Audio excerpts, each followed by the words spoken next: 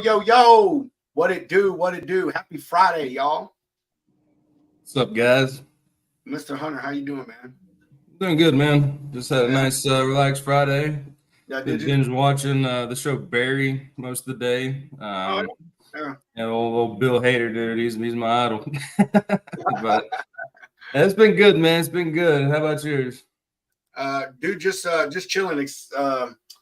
Man, same old, except I had another fucking claim from that same customer, dude. This time. The tree guy? Oh my God, yes. He probably got the Lorax out for you, bro. I know, man. I know. He's Jesus Lord. Anyway, this guy pulled into the facility in Tennessee all freaking crazy and literally dumped part of the load off the flatbed onto the ground. What part of Tennessee? I'll go pick him up, man. Franklin. Dude, that's like 45 minutes for me. Those are nice trees, dude. Well, it happened going into the facility. So, but anyway, he dumped part of the load on the ground, and he also managed to hit their generator when during the process. So beautiful. It's like, oh my gosh, man, it's just, and of course they didn't say anything. My customer calls me and says something. You always gotta love that. You know what I mean? It's like, oh well, maybe if I don't say anything, nobody's gonna find out. It's like, yeah, man, yeah. It's the tale of time, man. No news is good news. I guess fucking so, man. I guess so. Mike, how was your day, brother? My day was not too bad, long, but it's funny you mentioned. I know Franklin, Tennessee, pretty well. I've been through there a couple times myself. Gone on a couple runs there, but yeah, my day was all right. I mean, I woke up, I went to the gym, worked out, and then threw the hammer down. I was hitting the phones today, doing some recruiting, trying to get some applications in, trying to help some drivers find jobs. And man, it's in having those conversations with drivers. Like, it's funny you bring up a guy dumping a flatbed, and I had a conversation with a driver today, and he was like, the reason why he didn't want to move forward with like this one carrier was because they kept asking him too many questions about his like job history. He's like, I didn't really like that, so I'm gonna move on. It's like, all right, man. You do recruiting stuff too, bro? Yep, that's where I'm at now. Yeah, I work with Charles Gracie over at Hot Seat Services. Been recruiting, and then I work as a fitness coach at Orange Theory Gym. I've got my show and all my content that I keep running, and that's where I'm currently at. Okay, cool, man. Well, I mean, I saw, I was watching, some of your content earlier, and like it was like you were out on the road just not too long ago, so I thought you were still out there doing it. And I was like, okay, well, sweet, dude. Regardless, man, you still been out there doing it and have done it. So that's what matters. I was like, man, I hope I didn't lie, like saying this dude's a driver, because I swear to God, that's what I got the feeling he was. Oh no, I mean, I was over the road for 3 years. I just got off the road some weeks ago, and yeah, I mean, I can go into that story whenever you want. Yeah, cool. Yeah, we'll roll into that here in a bit. So before we get rolling and everything, of course, everybody sees we already got Mike Lombard. It is Lombard, right? Yes, sir. All right, we have Mike Lombard here with us. He is going to start off our so far it's going to be 2 episode segment of fitness and wellness and health for drivers out there. We try to bring in a mix of content, do some stuff for the brokers and also do some stuff for you carriers out there. And, I was a driver for a long time. Mike obviously has been. All you drivers out there know that health and wellness and staying fit is one of the hardest things to accomplish while being a driver. So Mike is going to get us started on some things that you can do to help yourself along on that journey. But before we do, we're going to go ahead and get into our first little sponsor break here. And wow, boop, brain fart. As you can see, rolling across the bottom of your screen, AccuBid Pro. Y'all hear us talk about them 3 times a week.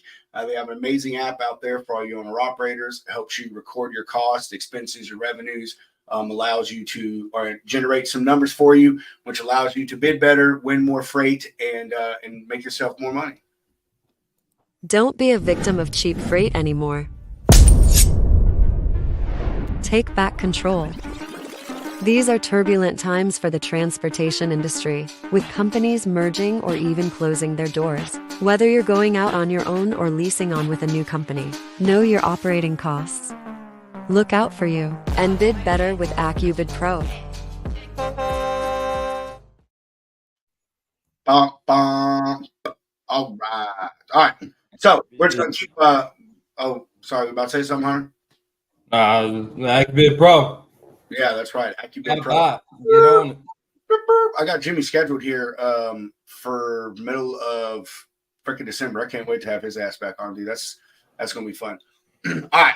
So we're just gonna keep moving ourselves on along right here so we can go ahead and get to our guest. I'm excited to talk with Mike, man. Y'all just wait till I show you this crazy guy's freaking social media accounts. So before we get into that, I got a cool little news story that I'm going to talk about tonight. I actually posted an article about something similar to this, and this came across my my screen today, and just thought it would be a great thing to bring up and further highlight that issue.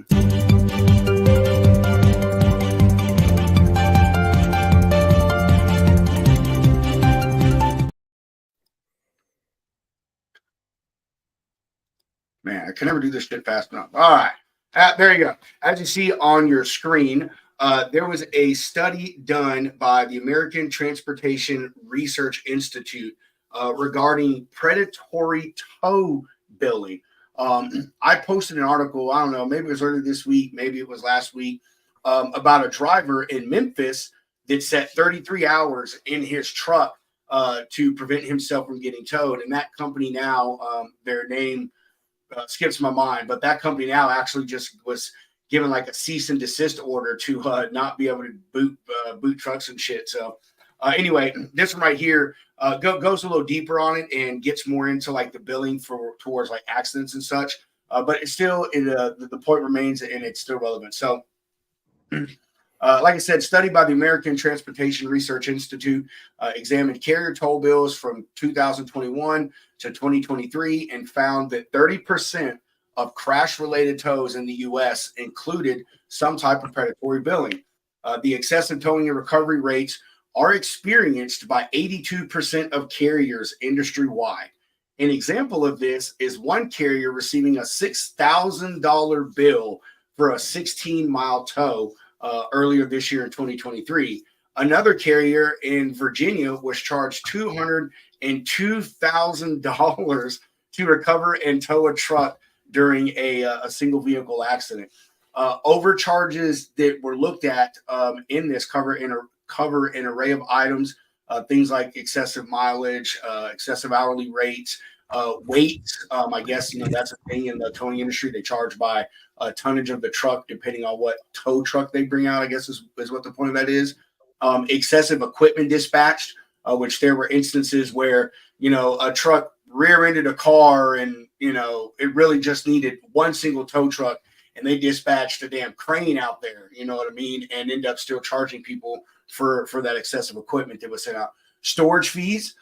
In the article, it does talk about that there were even carriers that had their freight and ultimately a shipper's freight held hostage when they refused to pay some of these excessive toll bills or tow bills, and or their insurance companies rejected to pay them for obvious reasons, So, and the list of the billing items within this was their average rates and excessive rates seen in the study. The ATRI, which is the institute I talked about, says that one of the major issues is that most carriers do not get a choice in the company that is sent, since most tow companies have contracts with the area agencies to where the incident is to handle incident response. Another problem also is that the tow industry has no standardized billing practices, which further exacerbates the issue. That's something I didn't know. I mean, about them not having a choice in the tow truck, which I kind of get it, because same thing sometimes as a four-wheeler, you get in an accident, it's kind of just whatever tow company, shows up unless one. But, obviously, to me, just like the shops out there on the road, I say the same thing. Like, they're predatory too, because they know you don't have any option. Like, you don't have the option. So they can charge you whatever they want an hour or whatever they want for a part, because they know ultimately that you're going to have to pay it. So, in closing, I'm just going to say the article is quite lengthy. Y'all can go and look it up. You can see it's on trucknews.com. Here is the title to it right here. It goes on for several more paragraphs, but in conclusion, it ends up giving reasons that defended the tow companies, like how the incident could have been reported wrong. So that's why like things like the additional equipment was sent. Things that like the accident was reported at the wrong time, and so other things that happened, it took longer to pick the trucks up or clear the scene. So and then it goes in, which I kind of thought this was like, in a way it's good information, but in a way it's not. They talk about how the carriers can go and oppose these things, and and they say, oh well, you can go to the police agency or the law enforcement agency or emergency services agency that the incident happened in that city or county, and ask them for logs and reports for previous accidents to see what they got billed, or to call other tow companies in the area and see what they would have charged you. And it's like, yeah, that's good, but ultimately someone's still going to have to pay it. You know what I mean? And your truck's still sitting there and your freight's still sitting there. So, but either way, said that was just something I came across, was relevant to something I posted the other day. Wanted to bring it up. Again, you can see trucknews.com. Y'all can go check it out and read the other like 5 paragraphs that are there after where I decided to cut off. So, Yeah, I got a few words for some towing companies, man. Especially living downtown Nashville. Yeah, it's got to be one of the biggest rackets going right now. I think that $6,000 bill is one. Did that happen in North Carolina? Because I'm gonna tell you right now, bro. It actually says right here. Because I remember that that was in Virginia, or early should receive the tow bill of 20. Yeah, no, actually, it doesn't say where that one is. The $202,000 one was to a carrier in Virginia, but the $6,000, it didn't say where that one was at. Yeah, because that was big on Instagram a bit. The guy who runs the USA Transportation Instagram page, who I recently met at the F3 Future of Supply Chain event, who was down there. Great guy. It was a friend of his who had this $6,000 towing bill in Charlotte, and they set up a GoFundMe for it and stuff. And it was made it onto the news, and that went to places you have to look deeper. But man, talk about one of the biggest rackets going. Yeah, I agree. Is that towing? Because with cars, 4-wheelers, you got AAA, but like there's nothing, as far as I know, there's nothing really like that. I mean, I know carriers may have in-house or contracts, major ones, but if you own a 10 truck fleet, there's no AAA for you. Yeah, no, I agree with you 100%, man. And like I said, I think that I'm gonna say a lot of support industries, like to the carrier side of things, like insurance companies, man, like tow companies, like said, like stops. I would even say, some of the big truck stops, go right there too, man. It's just, it's due to a lack of options that they have. You know what I mean? So, it's that all like, that Dave Chappelle meme that goes around, where he goes, "Gotcha, bitch." You know what I mean? Like, it's that right there, man. That's what it is. So I'm with you. I never had any of my stuff towed, so I'm fortunate in that sense. But like I've been at truck stops like in the Northeast where I've seen guys trucks booted because they parked there to go home for the weekend and didn't pay the fee because up in the north they make you pay. And I guess even in Memphis that's what the thing was now is he didn't pay and they were going to tow him or whatever. So, but I mean even that goes right there with how the truck stops are part of it and they obviously give that contract to that tow company. So it only gives them incentive, you know what I mean? Like to go do the shit, you know what I'm saying? And so it's freaking horrible, man. But there's all there is to that. So, just said, highlighting something again, like it's always bucket over the driver, man. Yeah. At the end of the day, that's who pays them. Yeah. The carrier's got to end up paying the bill. If obviously if you're an owner operator, you're the company driver too, or the carrier as well, but it just rolls onto the driver because it's the driver then who can't drive, can't make money. So it always, at the end of the day, it always rolls right back on the driver. Yep. No, it's food bar. That's right. Food bar. Fuck yes. Right. That is very true. All right. So we're going to go ahead and let Mike here take over the reins as soon as I roll this little intro video. We'll let him introduce himself, and we'll go into just talking about his little journey, about where he came. Because I actually saw one of your pictures on your thing where you had actually gotten to be a sizable guy and, trimmed yourself all the way back down and stuff. So we'll let him give you guys his talk.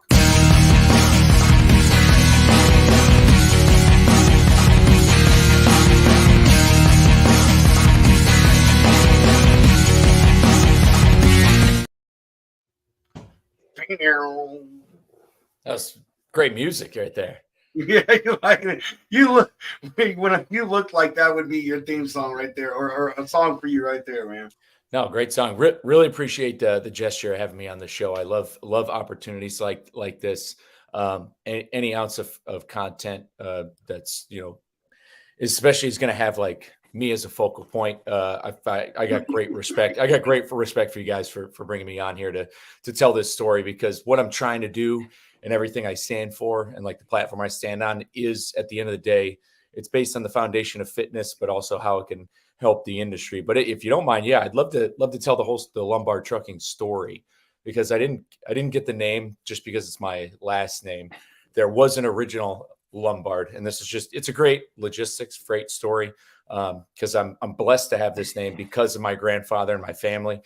The original Lombard was a company that was incorporated in 1923 out of Waterbury, Connecticut, started by Nicky and John Lombard, which were my great grandfather and his brother.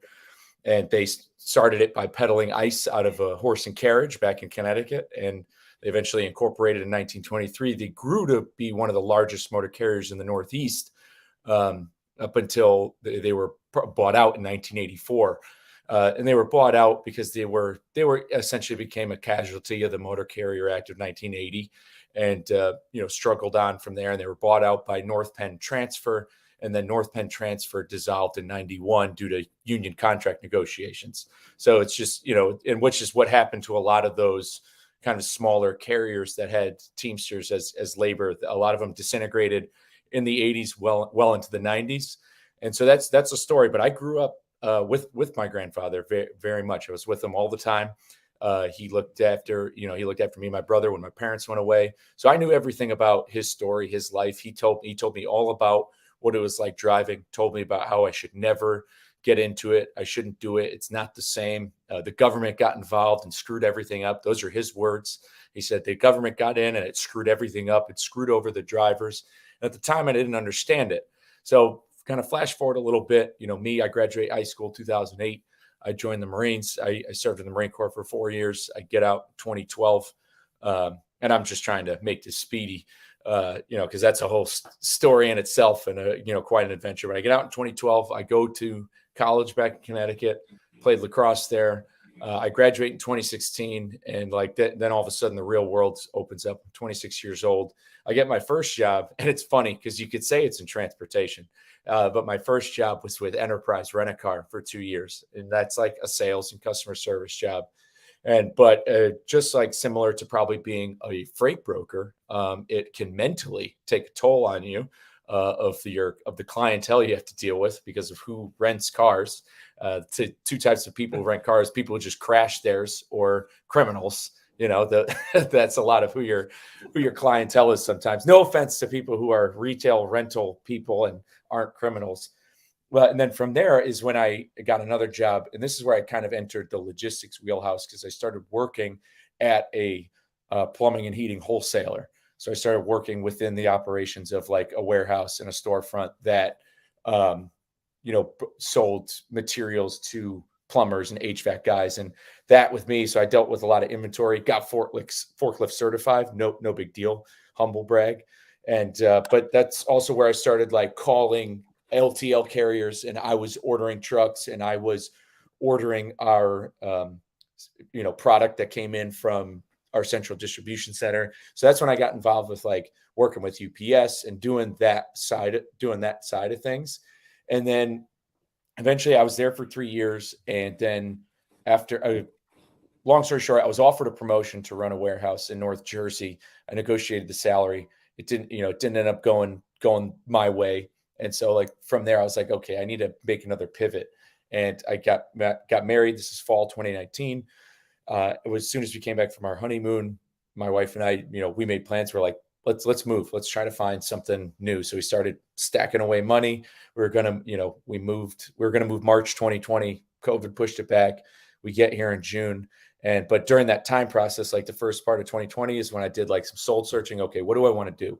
And I, looked at, and my name, meanwhile, on social media has been Lombard Trucking since I got Twitter in 2010. I just named it that because like I thought it was a cool name. I was like, oh, I'll name it after my family's old company.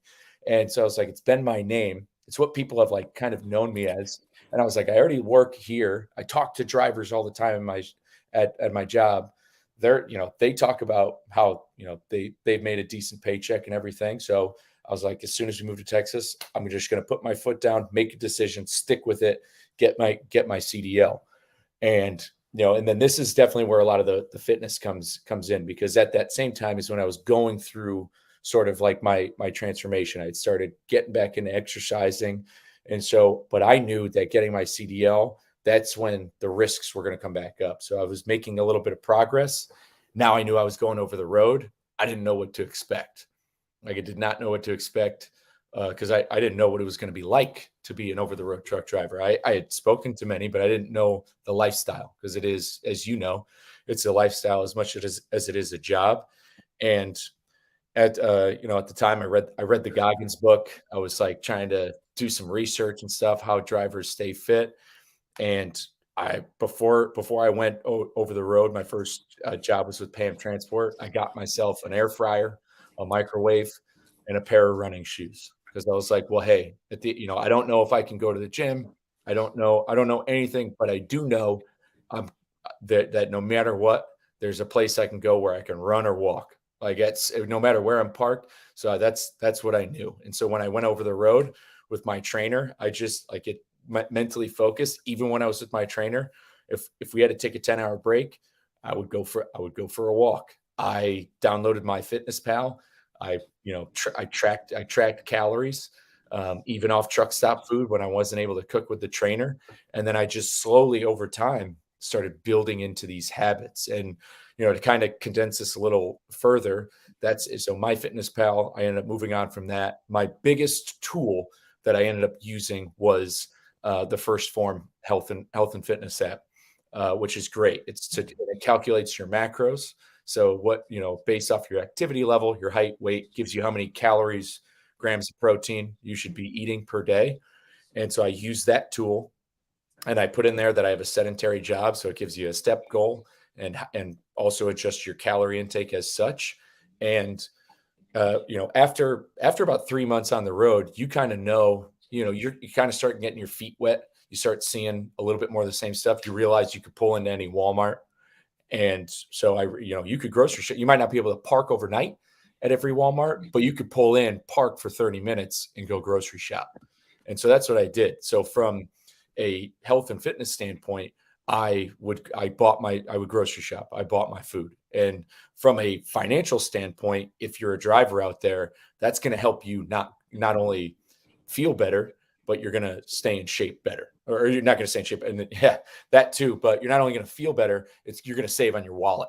You know what I mean? You're going to spend less money not having to eat out as much and buy that food from, like we just talked about, truck stops. They gouge. They're charging airport prices on, stuff when they have a guaranteed customer coming in 24 hours a day. It's absolute usury what these places do and what they charge for food. But if you go to Walmart, you're basically getting the cheapest food you can, and they sell chicken breast, vegetables. And if you're in a sleeper cab, especially, and it's, newer than 2006, I'd imagine there's ways you can plug it in. And so it came into building those habits with eating, and I just started running. And then you get into a schedule. Like I realized, because we use electronic logs and people have their opinions on them, and there's ways I agree with them. There's a lot I disagree with, and a lot of how they're utilized and how they're enforced. But you have a 10-hour break. You have a 30-minute break. I have on 30-minute breaks backed into a truck stop, pulled the yellow tab, gone right back, got a food scale out, weigh out my food, 12 ounce chicken breast, whatever. It takes 20 minutes in the air fryer. It takes 3 minutes to microwave vegetables. And I've cooked lunch. It's done in 23 minutes. I've eaten it and started driving. And that right there. And when you think about that, and if that's just, I got to stop for 30 minutes. Normally it's not like that, and I understand that some people run expedited, some people run teams. That went into where I went trucking wise. I knew I wasn't going to team, and I knew that I wasn't going to work for some sort of super expedited service like that. That's not what I was doing. That's not, how my career path went. But so I knew my schedule, like I knew my routes. Like and this goes with being a driver, I would route plan. And when you route plan and you kind of know where your stops are, you can adjust. But on top of that, and I know I'm kind of like shooting all over the place. I'm just talking about generally how I stayed in shape. I'd like to get into the why in a little bit. Also want to give you guys a chance to interject if you got questions, unless you want to just keep sending it. Yeah. Hey, keep it rolling, baby. Yeah. I love it. Yeah. So basically I'm trying to kind of backtrack to where I was. Yeah. Essentially when you route plan, you know where you're going to be, where your stops are going to be, and stuff gets in the way. But then as you keep going month to month, week to week, eventually you start seeing some of the same places and you realize where you can start parking. But at the same time, you hit traffic, snags happen, you get stuck at shippers. This is a big one right here. And this is huge for drivers because this problem isn't going away anytime soon, but especially for any van or reefer guy, wait times at shippers and receivers. I understand that it's absolute, it's theft of time, it's theft of money. The fact that people have been waiting at shippers and receivers. I mean, I've done a 10-hour. I think my longest is 10 hours. And I know guys have stayed for days before, and I know that, but I think I did 10 hours once in Oklahoma on this like flour load. But these wait times at shippers, if you're waiting, that's your opportunity to cook a good meal. And if you're there, say you're stuck at a shipper for 4 hours, you have no excuse not to get out. And literally, if you're going to be just on your phone on TikTok, complaining anyways, you could get outside, and even if they don't let you walk around maybe the parking lot, you could walk up and down the length of your truck for 45 minutes and get your body. You have to. Like, one of the videos I saw, you're doing pull-ups off of John Deere. Oh yeah, that on a combine. That was actually at the. I was waiting, and you want to know that's another example of when I was waiting.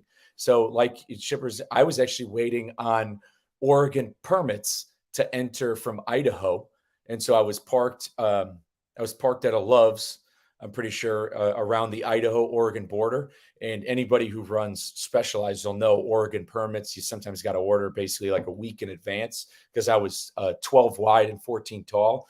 So I had to wait like half a day in that Love. So got it, like cooked a nice breakfast. And yeah, I started banging out a workout. And that's the thing. As my time over the road went on is when I started to differentiate. Like I was always running, and I would go on long runs and did a lot of running. But that's when I started adding the Bowflex equipment, the resistance bands. And then, yeah, once I got into flatbed and I was doing Specialized, yeah, that John Deere combine, it had that steps on it. I was we're gonna go ahead and I'll pull that one up. We're gonna go ahead and play that one.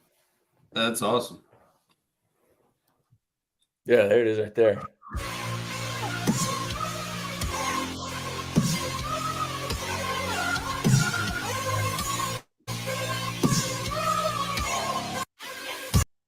Great song choice too. I love that. I love that tune.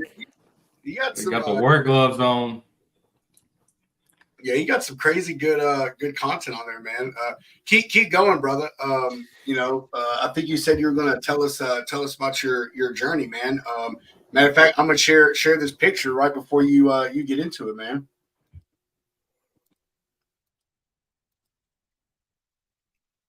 Look at that. That's quite a transformation, brother.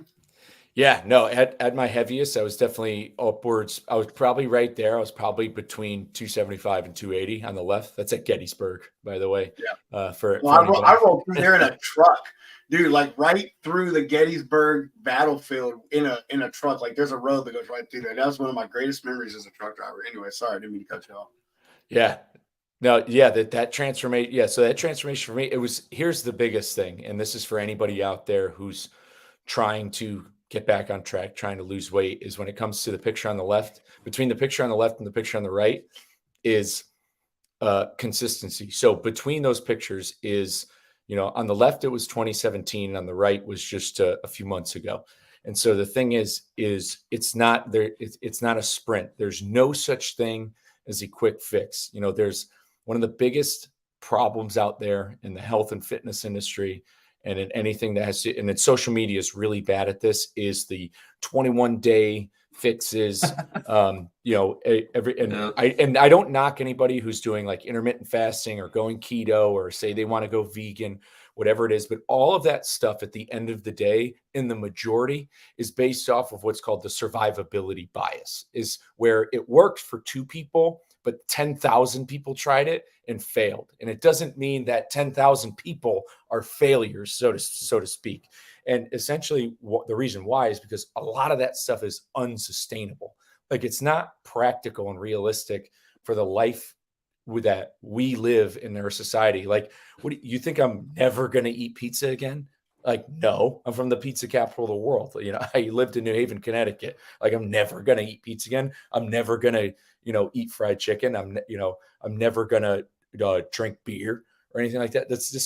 These are unrealistic standards. And when people want to start their journey, they go into these unrealistic standards. And I know this from experience because I tried it. I did in 2017, before that picture, I tried to go keto. I was like, did it for a month, lost 15 pounds, came right back because I went on vacation.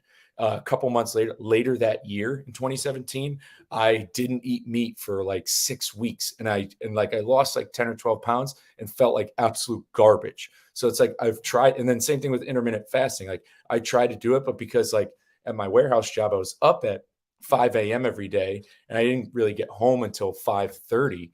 So it's like, it's just like, and at that job in the warehouse, I was still like on my feet, wearing steel toe boots, driving the forklift, like doing inventory, like crouching up and down, counting pipe. Like, that takes energy, and you need to eat. And, granted, I wasn't eating healthy, but like, you need to sustain yourself, and you can't do this intermittent fasting. A lot of that stuff just becomes unsustainable. So when it came to my journey, like, and when it comes to anybody who's starting this journey, drivers especially, the key is to start with small goals and have it only be like one thing. Like, you start with one goal. And the biggest thing would be switch to diet soda. I can't tell you how many times I've been at truck stops. You'll see guys walking out, and no offense, I'm not saying it's bad, and I'm not saying I'm never going to have a Mountain Dew again, but they're coming out with 12 packs of Mountain Dew. Just switch to diet, and you've already and people have their opinions on aspartame, and that's the sugar lobby lying to us and stuff. They're like, oh, it's not this, it's different. That has nothing to do with it. That's a conversation for a different day. If somebody right now is a soda drinker and they just make that one change and they switch to diet, you've reduced, and say you have 4 cans of those sodas a day, you just reduced, over 500 calories in your diet. And that's one step right there. You do that for 7 days. Then you add another goal. Go for a 20-minute walk.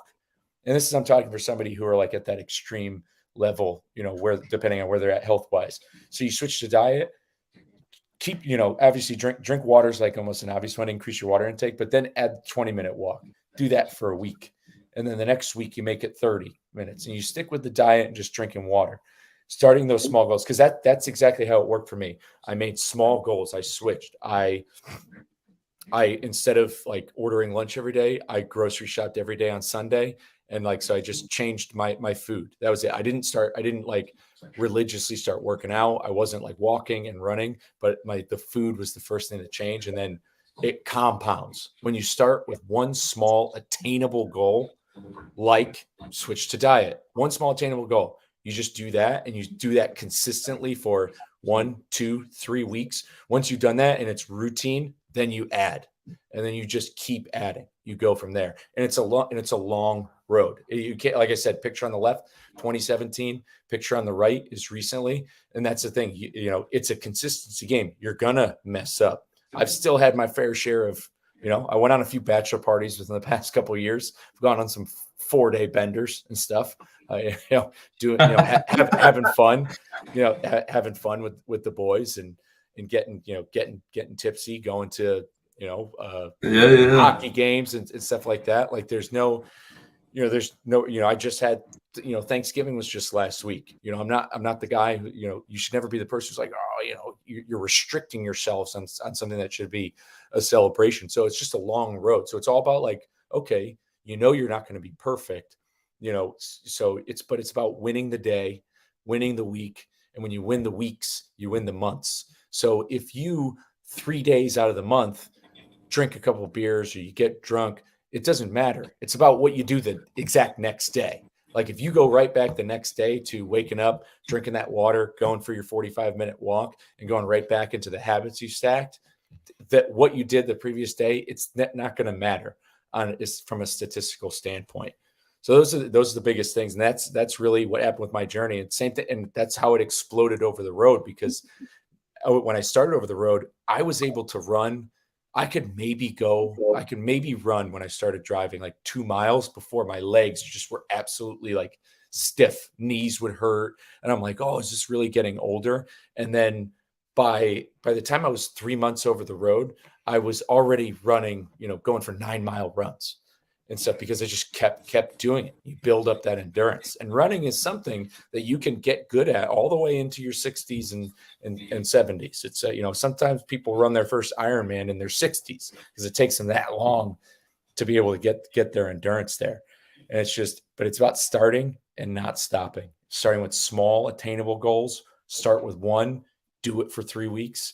That's the name of the game. That's the way to win. I don't know who this is. I'm assuming that they're on your LinkedIn, but I really like this. You even said it sounds like habit stacking. I like that terminology right there, habit stacking. I'm gonna steal that. Yeah, man, that can go with anything in life, but especially this. I love that, habit stacking. I love that. Whoever that was, if you're still watching, comment. Let me know who your name was. Like I said, I assume you're on Mike stuff, or you would show up on our end. So. Man, that's an incredible story, man. It really is. I don't look like it now. I'm actually coincidentally, I'm just now starting my health journey again as far as weight loss. But man, when I joined the Army, it is James Clear. Is that on your thing? I think, Mike. It shows up as LinkedIn user on my end too. I'd have to check my phone. That would be on yours. Yeah, it's all right. Well, James, hey, we appreciate you watching. Either way, James, we really do appreciate you. Appreciate the comments that you've been feeding us in. So either way, I was like big my whole life, man. I joined the military, lost a ton of weight, got out of the military, went straight into driving a truck over the road.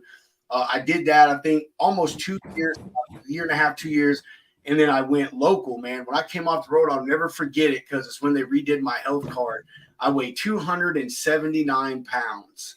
And dude, for one, he was unloading the trailer every single day. I worked at Performance Food Group. So, dude, you were just up and down the ramp every day with groceries, several hundred pounds. So in that in itself started helping me lose weight. And I hooked up with these guys there, man. It was a whole group of drivers that they all went to the gym after work and just slang weights. And it was old school gym, man, flipping tires, freaking ropes, no assisted stuff. And, man, I got slim. I think I got down to like 215, 220. And I was, man, like a lot of muscle. And I kept it up for a while, man, until I got in my my accident. And then I gained, most of my weight back. So for about a span of 7 years or so, man, I was heavy into it. And during that time, I actually went back on the road, and I was talking to Hope about this. You know who Hope is. I don't know how to properly say her last name, but Hope Zavara. Yeah. Zavara. Okay. I didn't know if like the V was silent or whatever, but I was telling Hope this, man. When I went back over the road, dude, because I was so into fitness, man. I mean, I I had a whole shelf full of supplements, man, anabolic steroids and protein powders and creatine. And, dude, I mean, just all this crazy shit. I was really deep into it, man. But when I went back out on the road, man, I spent like $150 on the adjustable weights, bought myself a sit-up bench. And coincidentally, man, that was 2012. I have still got that same collapsible sit-up bench that I just started using again, man. So, but I would be out there on the road, man, setting up in front of my truck, dude, working out, doing weights and stuff, man. And it was part of my success while I was out there maintaining myself was because of just what you said, man. For one, I was structured because I was in the military, so I was all about routine. Even as an OTR driver, like I was extremely fucking scheduled. But I always route planned, man, and I always ran ahead. Like I never was behind. And so I knew, hey, I'm gonna stop here at this time. And I always stopped early enough, man. I want to be stopped by like 3:00. That way I can get in a good hour workout. Then I can go take my shower. I can make my food. You talked about the food thing. Man, one of the first things my trainer taught me was get yourself a fridge, man. Like get a fridge, stack it with food. It doesn't matter what kind of food it is, just buy food and put it in there. Man, my wife, she used to, when she cooked meals, she would cook enough for me, deep freeze them, and I would take them on the road with me, man, and go in the truck stops and just warm up in the microwave or use a hot plate and make food and stuff. So all of those things that you're saying help me, man. I wish I could still be evidence of it, and I'm sure I could find pictures somewhere, but I did, man. Like I said, I went from, basically 280 pounds to like 215, 220, and I lost all that and then still had like a damn good amount of fucking muscle on me. So don't kick yourself in the accidents happen. You got into an accident, and I hate to hear that. And that's ancillary. So I wouldn't say blame your definitely don't blame yourself. If you've ever beaten yourself up over it in the past, hey, that happens. But you've done it once, you're going to do it again. Absolutely. So, but yeah, even on my side, man, like from what you're talking about, Mike, like, so yeah, back in high school, mad shape, and then college, started drinking a bit, but I was still active, like walking around, moving. And then when I lived downtown Nashville, I was working desk jockey as a broker, but I was still moving around. But, it seemed like post-COVID, I don't know, I put on a mad amount of weight, but it's because I'm just stuck in this sedentary position. Like I'm behind my desk. I just don't see moving around as much, but it's definitely, I mean, the little things, man, like the keto and the fasting. I've had so many buddies that have done both, but like you said, once you're off of it, if you stop, then it just comes back quicker than ever, it seems. It's not something that's like a magic fix. Yeah, but it's just like if you want, like it's like the going back to the habit stacking, like that's the thing. Once you go off of it, but if you say, for example, 6 days out of the week, you're on point, you're good, you get 10,000 steps in a day. Say even this. Say you're going to go out drinking on a Saturday. As long as you wake up, if you wake up, get a good amount of water in, get your 10,000 steps in, go for that 45-minute walk, hit your protein goal, which, protein wise, you want to be eating 1 gram of protein per pound of goal body weight, because even if you're trying to lose weight, you're going to retain and possibly still grow your muscle while you're losing weight from cutting calories. But as long as you hit your protein goal, hit your water goal, hit your step goal, you go out on Saturday. Now, if you're drinking 3 days a week, Friday, Saturday, Sunday, Thursday, Friday, Saturday, that's a different story, because then the alcohol, your body's doing too much to put out the alcohol to burn the calories. But like, that's the thing. I'm not talking about giving anything. I haven't given one thing up. I haven't given one thing up. Like nothing. There's nothing I've quit. When I was at like the height of my fitness stuff, man, was when I was working at McLean. And dude, I'll tell you, I used to eat. You had some tough jobs. I had no diet. I ate whatever the fuck I wanted. Like, dude, like it didn't matter, because we were so physical with our job, man, and then going to the gym, 4 or 5 times a week, man. So I'll tell you, like, you don't have to give this stuff up, man. But I wasn't like that at first. Like when I first started doing everything, man, I was real strict on how I ate. Dude, I drank probably like 5 fucking protein shakes a day and stuff, man, and like smoothies and all these other things and stuff. But once I got to where I wanted to be, when shit was 235 pounds, that's what I wanted to be at. And once I did that, was seeing results, like I was like, fuck this, I'm gonna just do it all. Bro, I drank beer like every weekend, all weekend long. I ate all, but I was able to maintain it, man. You know, and that's part of it is I didn't change a lot of those habits on the consumption side. You know, once I wasn't able to do so much of the physical stuff, but when you're doing touch freight, when you're doing touch freight like that, and you're probably burning for 10,000 calories a day from PFG, McLean, touch freight, dude, that's hard labor, harder than even, being a flatbedder, like throwing tarps is tough, but doing all that touch freight is, dude, that's, I mean, it's definitely a younger man's job, but it's beneficial. It was good stuff though, man. Hey, Touching the Katie's Atomic Habits. That if y'all haven't read that, do yourselves the honor of reading that book. It is fantastic. There's an audio book online. I don't like to read so much. I like to listen in the background. But on the back end of that, so I did see this story the other day about you guys know Jason Momoa, who's Aquaman. So he said for like his movies, he habitually he hates working out. He said, I will not touch a weight unless I'm getting paid. But on the side, I wish his two things are surfing and like rock climbing. He's just out there doing shit. And, like, dude, that is like so much core, and like working out can be fun. Like, I love caving. So if I'm going caving, I'm like bear crawling, like a football field's length at any given time. And that is full body. It's fun, I'm sweating, I'm getting it in, like eating beef jerky. I'm not down there pounding beers, I can't, or I will die. But like it's always there. But for truck drivers, shit, you're doing pull-ups off of a tractor. If you're in the mountains, go on a walk, man. Go see some cool shit. I know Rob was big on talking about that.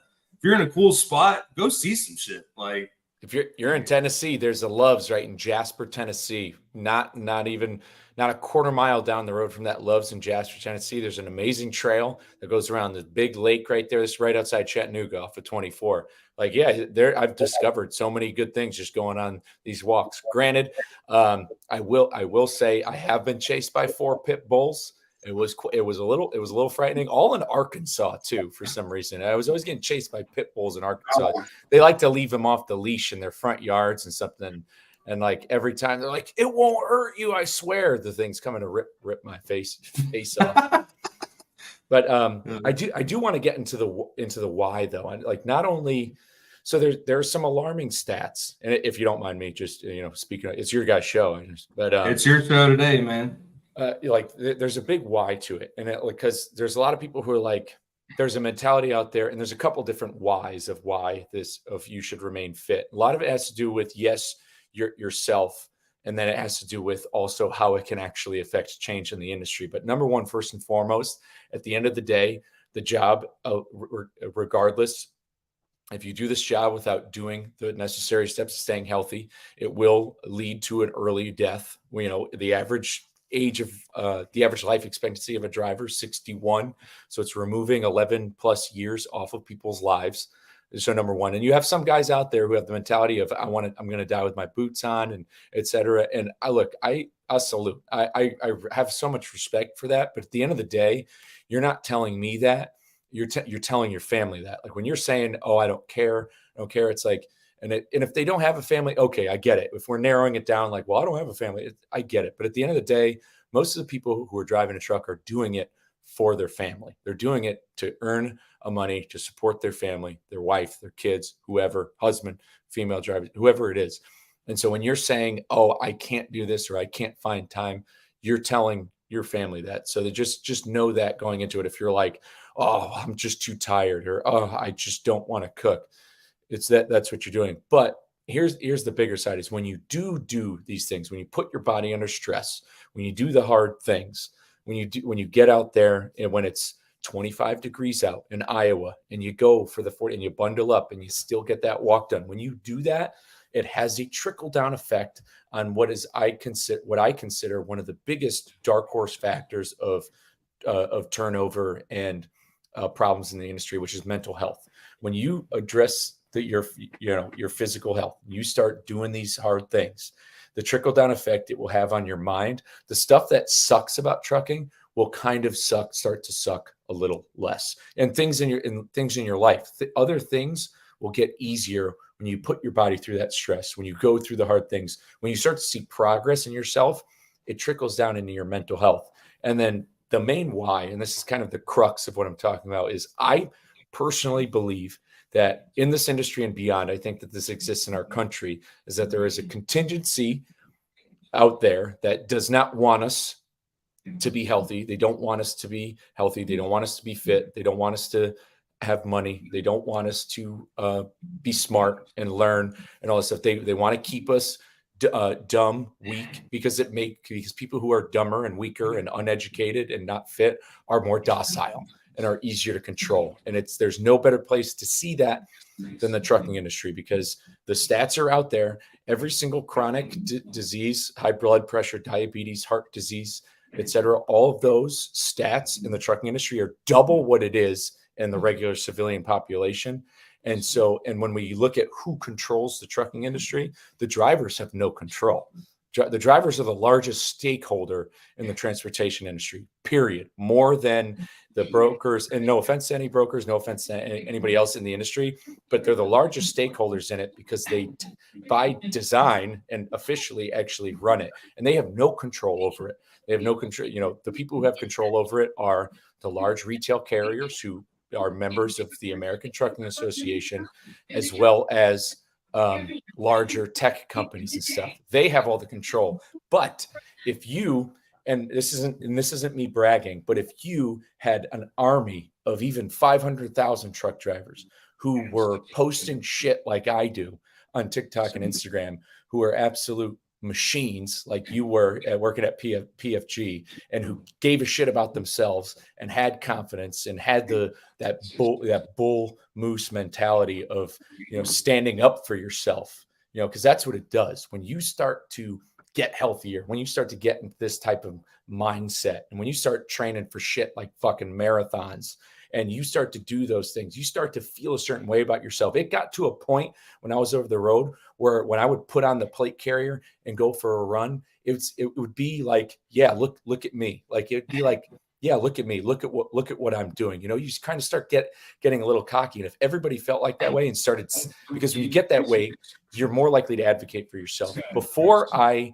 negotiated my salary at that last job, I would have, previous to that, and I was 28 years old. That was the first time I ever probably legitimately ever stood up for myself at a job. And I was scared to death doing it. Now I can have that conversation with anybody. If I'm negotiating salary, if I'm talking about what I want or what I think or anything like that, granted, I'm going to come at it with a level of respect. I'm not going to be, egregious in any sort of way, but I'm going to have the sack and the confidence to stand up there and be like, no, it shouldn't be this way. And me getting in better shape is what's gotten me to post the content I'm posting, have the conversation I'm having on my show, make the crazy historical references between, Machiavelli lore and stuff going on in the trucking industry, because I got myself in better shape. It's given me the confidence to now want to advocate. And that's the thing, is when you're of sound mind and sound body, you're in a position to now, not only you're already helping yourself, but advocate for others. And I think that's the biggest, that's one of the biggest reasons why, right there, is if drivers were just out there cutting it up and getting cut up, they're going to be more likely to advocate. Because now what they do is they most of them leaving. And I know, granted, I'm off the road now, but I'm still in the industry. I'm still working in recruiting. I'm still a member of CDL Drivers Unlimited. I'm I'm talking and engaging with politicians and having conversations with people in the industry. So I'm still out there doing it, where most people will just leave and they never come back. And that's what they're doing. And that's how the establishment out there wins. They don't want you sticking around and fighting for the industry. They want you gone so they can bring the next guy in. So that way they never have to raise wages. They never have to fix parking. They never have to, get receivers to let you use the bathroom. They never have to lift a finger to do anything because they know that when a driver quits. I mean, I remember when I quit PAM, it was via Qualcomm message. That guy probably knew in the back of his mind that, okay, over the next couple of weeks, I'm going to have drivers just rolling in and out. And that's how the industry is. But I think the foundation of health and wellness for drivers, I think it's the biggest tool and one of the biggest ways more guys would get involved with advocating for the industry, getting involved with organizations like OIDA and our organization at CDL Drivers Unlimited, and fighting back, about the issues going on. Man, dude, I love that, Mike. Like, I do, man. Like, that's all an incredible story, an incredible journey. Also the fact that, I just found out that you're also an advocate, with an association, and health and fitness is important regardless. But I will tell you that it's almost a stigma as a truck driver that they're a big, fat, overweight, lazy lunk. You know what I mean? And I get it. If you've ever been a driver, even if you're a local driver, it is not easy as people think, just sitting in a seat holding a steering wheel. Like, even if you are technically a steering wheel holder, an idiot driver, it still is mentally, it still is very mentally draining, which also makes you physically drained. You're not moving. I remember when I drove, man, even when we had 30-minute break, I would literally drive 7 hours straight. Like, dude, put on music, freaking have my coffee and my drinks right here, my freaking vape, dude, and I would 7 hours straight, bro, just fucking drive. You know what I mean? And then some days you got to do that, dude. Gatorade bottles. That was me every day. Believe me, bottles. I just only stop. Driver's secret: never only stop at a truck stop once a day, maybe twice, and that's to fuel. And when you end your day, I go to the bathroom. I'm pulling off at an exit, or I'm pulling into a rest area, bro. You got to keep that door shut. You want to make them dollars. You know what I mean? Yeah. No, I've had those days of cruising, and I do want to add why, the reason why I got off the road, because I'd be remiss to leave that out, because by all means I would probably still be driving if this didn't happen. I was backed into back in May, and when I got backed into, and I was down for 6 weeks, and it was my own truck. I owned my own truck. I was leased on with Warren Transport out of Waterloo, Iowa, and I was down for 6 weeks. I was back in Austin, working at a bar downtown, and so I was doing some door dashing. Truck was fixed. I came back out, but I leaned on my savings for 6 weeks, and by the time I got back out, the volume had plummeted even further. And just the rates of what I was hauling in the spring were being cut by a third. And I essentially worked from, and this is the first time, no, I said this on my show, but I essentially did not receive a paycheck from, right before Memorial Day until I, started my next job after Labor Day. I spent my entire summer making no money. When I got back out on the road, I was essentially working to keep a job. And I could skim a little bit off the top to make groceries, but everything had to go back to the truck and pay bills. And if I was 23, maybe I'd starve that out more. But even if I tried, I would have ran into another mechanical issue that would have it became a sunk cost fallacy, to where if I just kept going, all I was doing was working to stay employed. And at the point of when you're 33 and you're married and you're thinking about, the future of wanting to have children, and you own a house, you have to make a business move. And I was, very fortunate enough to be unsolicited, offered a job to work as a driver recruiter, also unsolicited offered the job to become a fitness coach at Orange Series. So these jobs came to me by, the Lord bless them with me at the end of the day, how they walked into my life at a perfect time. So for anybody out there, and this is just me, trying to say, don't knock me because I'm still not driving, even though everybody has gone out there and said, dude, you got to do what's best for your family. I just, at the end of the day, still feel somewhat a little embarrassed because I'm advocating, and yet I'm still not out there. And, but because I appreciate everything over the last 3 years, but now I'm still going to keep fighting for, and I'm still going to keep fighting. And a lot of it is to honor myself, honor my family, honor my grandfather, and just keep moving forward. But I just wanted to get that out there for anybody curious.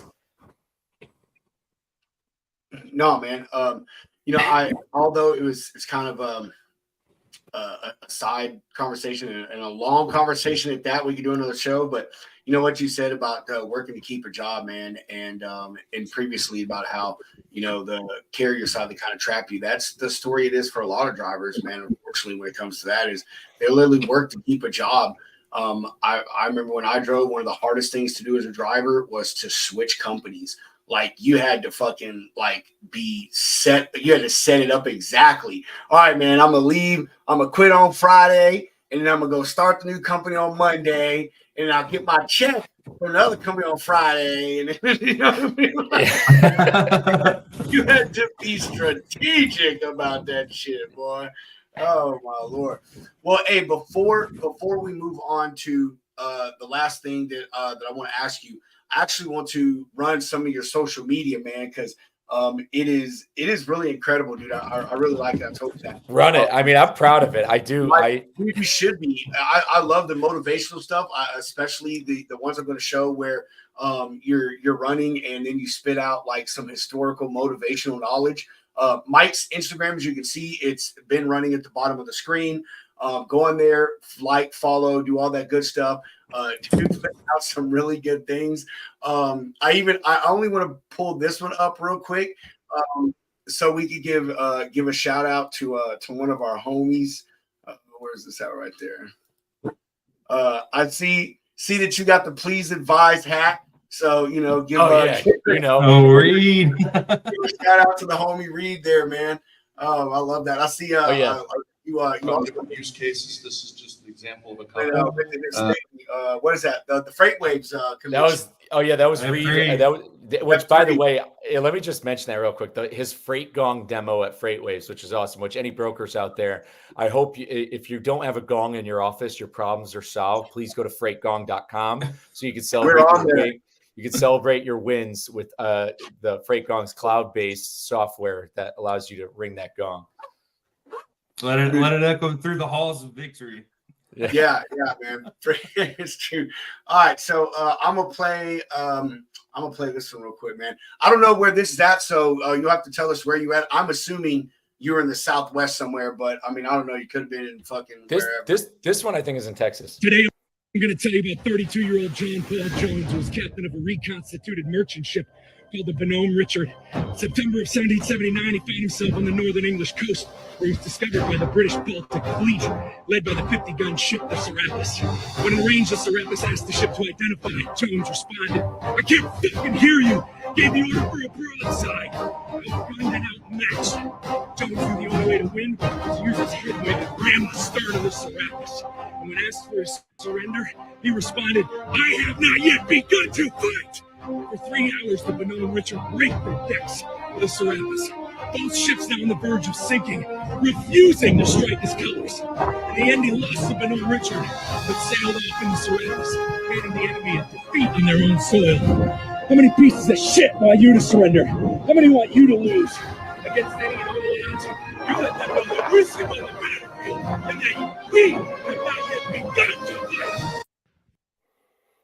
Dude, you are the cooler version of David Goggins. And I definitely channel that same type of energy. But man, I stand by those statements. It's true. Like people don't realize that when you think about those historical, because they really happened, and maybe in a way, the dramatics were definitely there, but that story's true. And when you think about John Paul Jones, I mean, he's a young dude who was like a young Scottish guy who's he didn't really come from much, and he's out there, off the coast of Great Britain.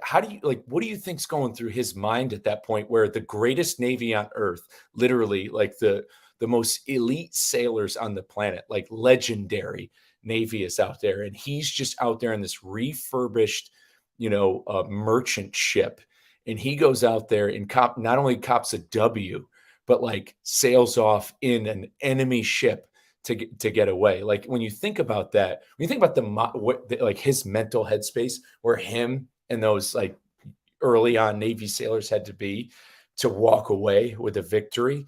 And then just put that, so that happened then. And this is just how I think. That's how I think about history that way. When you think about moments like that in time, now put it to 2023 and it's you and what's going on in your life. All of a sudden, a lot of stuff gets a little bit easier. Like when you think about it in context, you're like, wait a minute, maybe it's not that bad. Maybe I could do this. Maybe I could do the hard things. Absolutely. I mean, that's life and death. And to say, F you, I haven't even started fighting yet, gangster. I'm taking your shit. Yeah, built different. Yeah. Yet people get upset when they get told no on the phone. Yeah, you know, or have a little hiccup in their day. Evening, everybody. I'm off I-24 in Tennessee, just north of Chattanooga. We're on November 25th, 1863. The Union Army, led by the 24th Michigan, was on its way up Missionary Ridge, ready to take on General Bragg in the fortress in the clouds. When halfway up the hill, the 24th Wisconsin's flag bearer went down, killed, whole attack in disarray, Union Army in shambles. Until 19-year-old Arthur MacArthur picked up the fucking flag and yelled, "On Wisconsin!" And 15,000 men followed behind him and they stormed Missionary Ridge. So out of 15,000, be the one getting after it. Evening, everybody. I'm off I-24 in Tennessee. That's a true story right there. And you can go if anybody's in the Chattanooga area, you can go and visit Missionary Ridge. They still have that flag, which Arthur MacArthur, who's the father of General MacArthur from World War II, he put the flag on the top of Missionary Ridge, and he was awarded the Medal of Honor for planting that flag. 19 years old. Like I said, that's one of my favorite things is about your stuff when I watch your content is how you do the motivational stuff backed up with the history. I love fucking history, bro. Like just when I was stationed at Fort Campbell, and man, we went to a couple of old Civil War forts and stuff, but I just love history, period, man. So that's one of my things that, like I said, I like that you add those little stories and shit, man. You know what I mean? And it does. It makes you follow. It does. It gives you that motivation and that. So it's man, it's fucking amazing, man. So the last thing. Go ahead. Sorry. No, I was just saying, I've said this on my show before, but what people don't realize, and I know I'm getting a little philosophical, but at the end of the day, no matter how you chop it up, no matter what your beliefs are, whether you're Christian, whether you're Muslim, whatever your religious beliefs are, at the end of the day, we have what's called DNA that's like running through, our body, our blood, or whatever, and that DNA comes from something. And whether or not you have questions about your faith or whatever, or you're a science guy, it doesn't matter. The DNA that's running through your blood, period, came from the people of yesterday. So where maybe I'm not directly related to, Arthur MacArthur and stuff, like we've descended from that. And maybe, I'm a big Napoleon guy, and maybe there's no direct relation between me and Napoleon, even though he was Italian. The thing is, there's somewhere along the line, no matter what, we're all human, and we all that DNA of those people, of the people who, of the Magellans who were circumnavigating the globe, of the Roman armies that were marching across Europe, of the Persian armies that fought for Cyrus the Great. That DNA lives in us right now. And I know this is like getting philosophical, but it's very true. And the capability, and the thing is, and that's kind of where I get it. And this is where, like, there's all those running videos, that's all are organic and from the heart. Like all those are like off the cuff, like, and it comes from just my, like, and that's just me, like letting out like kind of like my identity and who I am. But the truth is like every single achievement, and even the flaws of the people of yesterday, but mainly their achievements run through our blood. Whether people like, and it's just, people need to know that they are capable of doing, like, look, not everybody's going to be president. Not everybody's going to be governor. Not everybody's going to be, CEO of Tesla. Not everybody's going to be Bezos. Sure. Like, obviously at the end of the day, but Can you be the best you? Yes, you absolutely can. And my whole theory is, me, I'm a Christian. I just want to know, my worst fear is I don't want to meet Jesus one day and he goes, "Hey, you did great. This is what I made you to be." That's kind of what I think about. And I'm just chasing that. I'm always chasing, okay, what did he make me to be? What did he make me to be? And that's what I'm just trying to shoot for. But that same, whether you're a follower of Christ or not, that is what still lives in all of us, is those grand achievements that all these people did from, today at this certain time, all the way back, thousands of years. We have those capabilities, even if you're a truck driver, even if you're a fucking broker, even if you're driving a forklift, you could still be the best you and have a major impact on your community, your family, your community, your neighborhood, everything. Awesome, dude.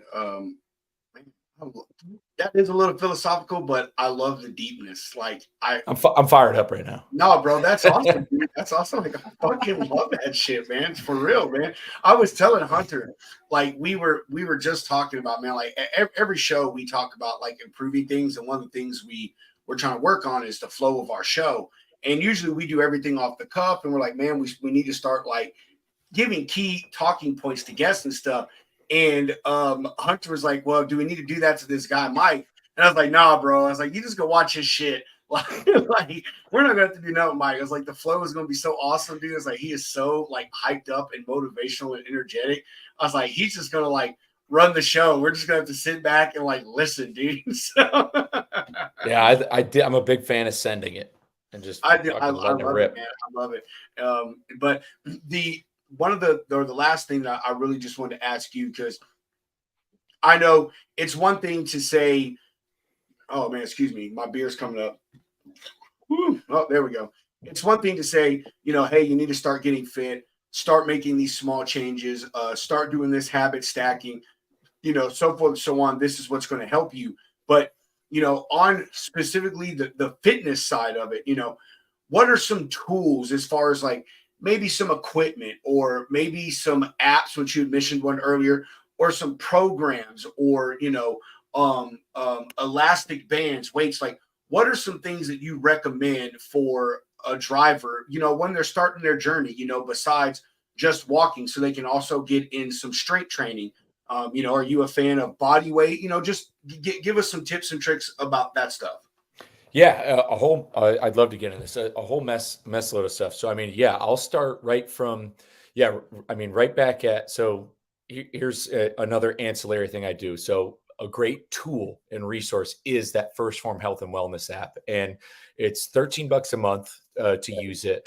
MyFitnessPal costs money too. But through that app, I also work as an advisor on that app where I can see what you're doing, and like help you out and give guidance. But also in that app, what that app also has, besides allowing you to track all of your macros and your food, that also gives you like a lot of my workouts you might have seen on TikTok.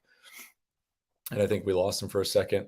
A lot of the workouts you might have seen of mine on TikTok and Instagram, I would take from the First Form app and I modified in different ways depending on my situation. So that right there is automatically a good tool because it has stuff for beginners. And I could cater and make workouts myself.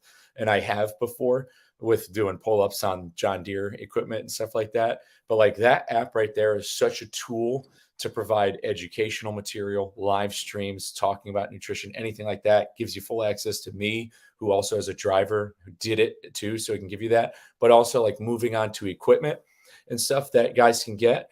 I did have those adjustable Bowflex dumbbells. They're a little pricey, so I'm not going to say, hey, go out and I was fortunate enough they were a Christmas present from my wife, and my parents got me that.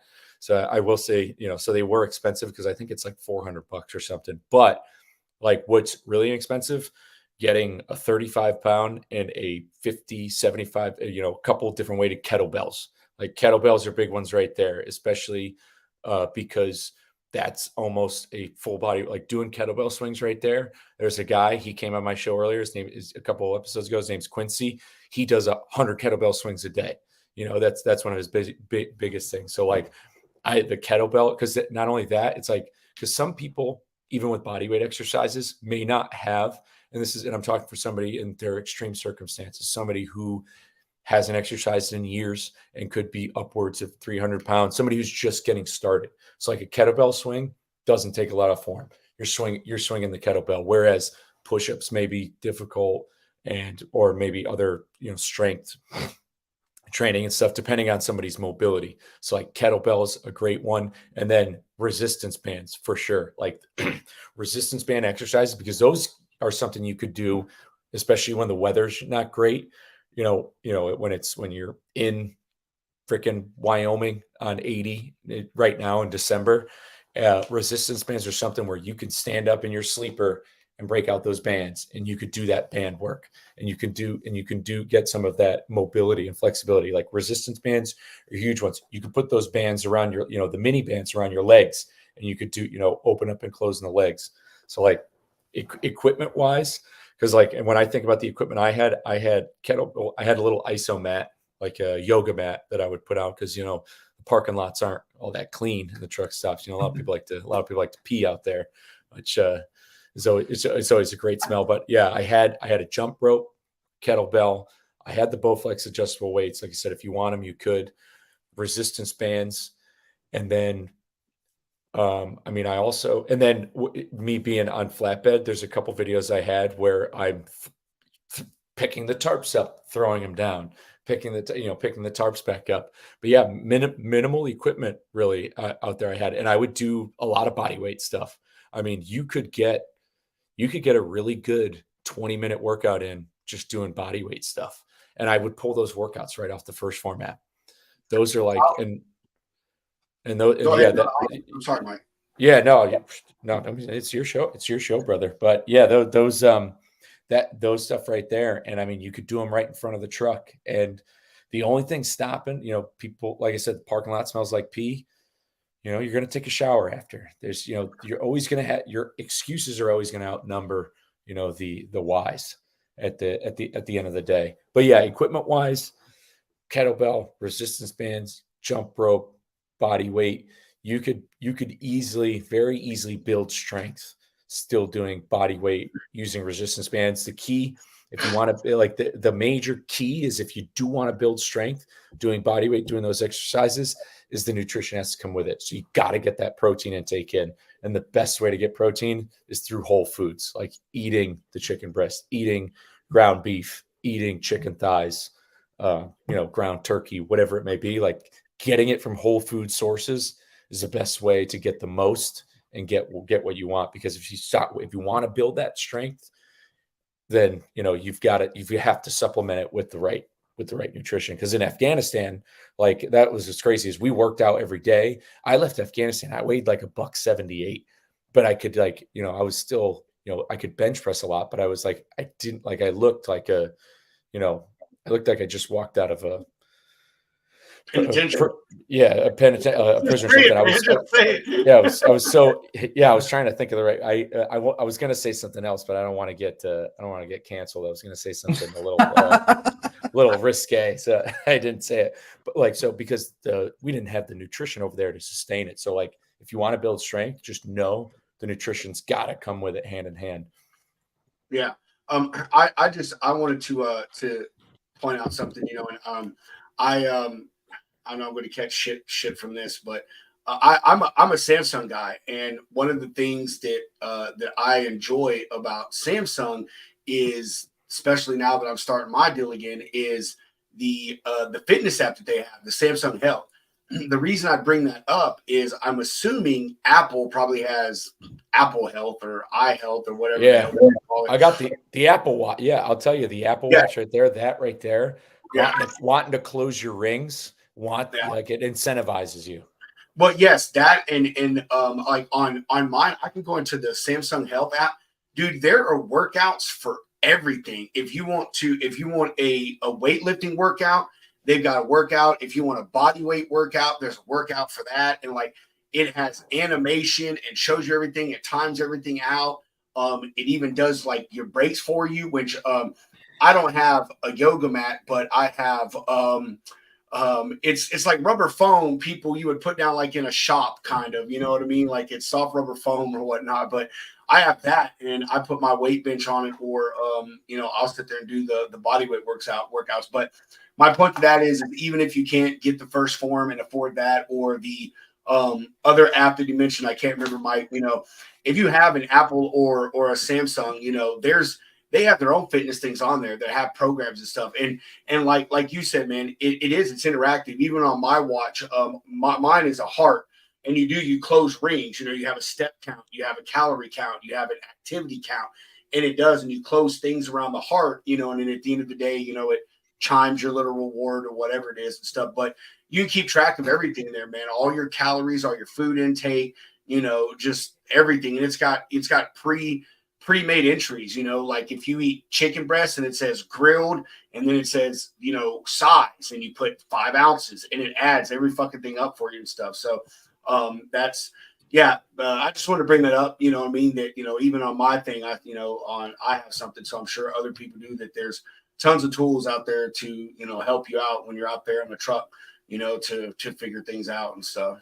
Yeah, I'd love to see the Samsung side of the health stuff too. And also, I mean, and not to like, even though my name's at the bottom, like I've posted a whole bunch of workouts on TikTok that people can go see, and they're all modifiable. Like they're like anything, like any of the push-ups I do, you could just drop the push-ups to your knees, or you can use the steps of your truck, or you can, there's ways you can modify that. I mean, that's why I posted all of those workouts.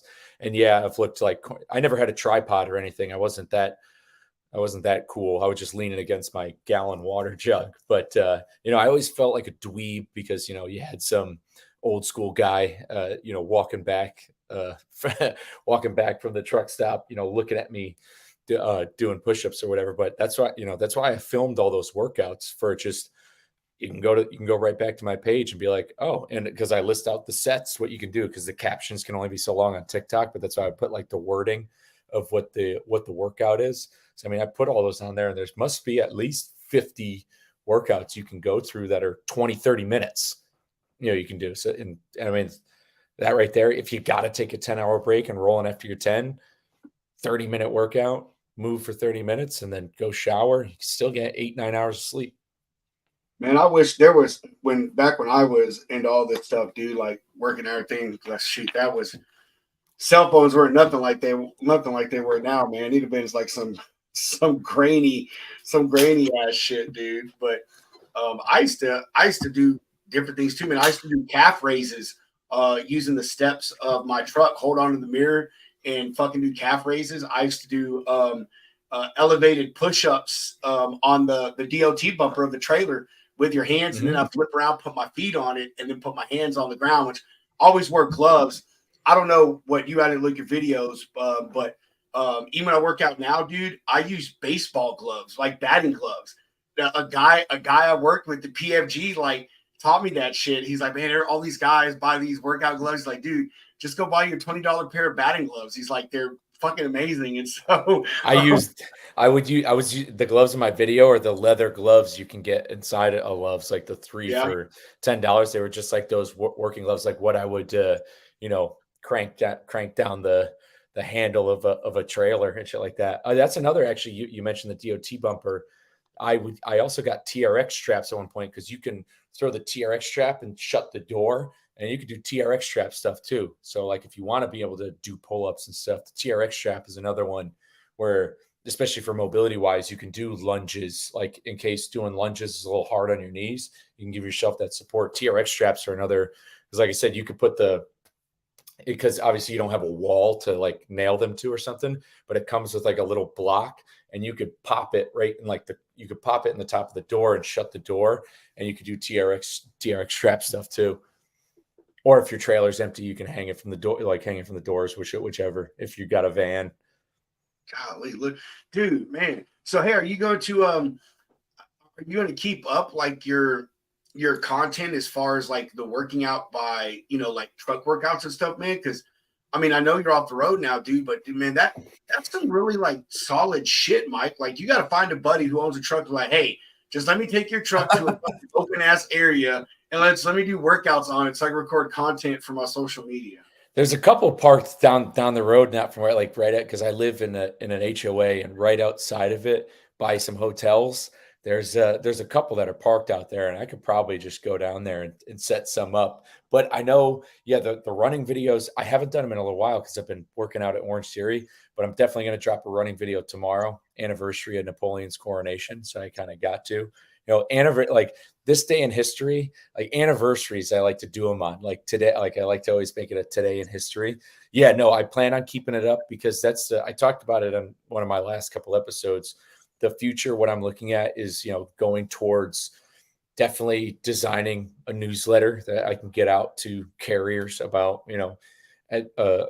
carriers that they can then, insulate to their drivers about, health tips, staying healthy, doing stuff like that, and continuing to grow the brand. Like ideally, I would like to be somebody or be someone in the industry looks at as, hey, this guy will help us get fit, or this is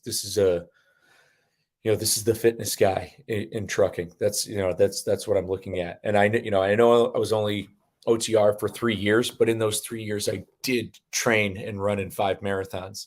And when I started running, I could only run maybe 2 miles before, my knees really started shaking. So I think I come from a decent enough pedigree to, move forward with that. So yeah, the content's definitely not going to stop, especially through the podcast, through Instagram, through TikTok.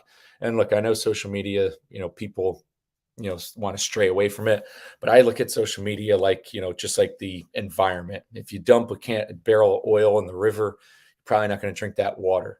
So I try to keep what I put on social media the same way I treat, I don't litter, I don't throw garbage out my car window. You put toxic stuff in the environment, you dump oil in a river, probably can't drink out of the river. You dump toxic stuff on the internet's going to eventually become a little toxic, So yeah. I definitely am going to keep ramping up, especially stuff like fitness content and building confidence in America's drivers, because they need it. Because I mean, if this issue doesn't change, we're going to, with all the other issues in trucking that, like I address on my show with, the fake driver shortage narrative. And I mean, our ports are essentially run by indentured servants, and the influx of how much of foreign entities are involved, and how much China's weaponized the supply chain and stuff, and just how at risk the supply chain is. There's only one way to kind of fix it. It's from the ground up. And if you start from a base of a place and you come from a place of like fitness, health, wellness, I think it's a good place to, launch an attack to help save parts of the industry. Man, that is a lot to swallow, bro. I mean, I love it. I'm not saying that in a bad way. It's like, man, like I love how you just like took that shit and then brought it. For a minute there, I was like, fuck, he's trailing off. He's trailing on. He's like, oh no, he brought it right back. Yeah, I could boomerang in a little bit. Yeah, dude, I want to say, I'm assuming this is Katie. It is so funny, Katie. If this is you, I literally thought about him like 20 minutes ago and totally geeked out and forgot to bring him up. Mike, do you follow Dan the Driver Row? Yeah, dude. I'm connected with him on LinkedIn. Okay, I was going to bring him up for this exact point. Get you a bicycle. Dan, he drives a regular truck. He drives a I think it's a Kenworth. Yeah, I used to have I have a YouTube video where I did a whole bike thing on a reset in Tucson. I used to have my bicycle on my passenger seat. Well, Dan, he will, man. He'll literally do 30-mile fucking bike rides on his downtime when he's out on the road. It's crazy, but I mean, he preaches, or has preached a lot about how, man, like it has really done wonders for him. You know what I mean? Like just health-wise, physicality, all these things, and mental health. It allows him to get out of his truck. He rides around. Dan does the same routes pretty much, but point is he rides around different places, gets to see different things and stuff while he's out on the road. So, you may not think it, but a bicycle is a good one. Dan, he just am I the only one posting? Or yeah, if you pop the front tire off the bike, put it on your top bunk or whatever. Exactly. It's just because we do that's the beauty of trucking. You get to go everywhere. And Yeah. when I had my bike, like sometimes you got to take a reset sometimes you got to take a reset wherever you're taking a reset, but you can at least, but the truck stop's always like 7 miles from town. But guess what? 7 miles on a bike takes you, it's easy. You can get right down there, go explore. You can go see historical sites. Yeah. Bike is like people don't think about it enough to get that in there.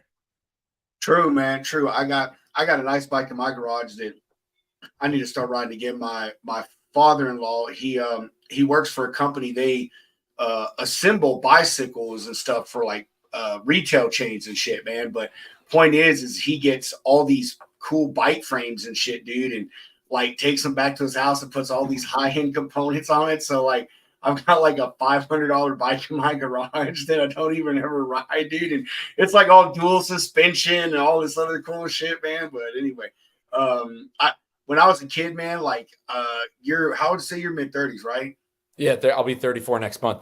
All right, so see, I'm 39, man, and dude, I remember as a kid, like that was life, bro. Like, especially as a boy, like, dude, if you didn't have a bike, like, life fucking sucked for you.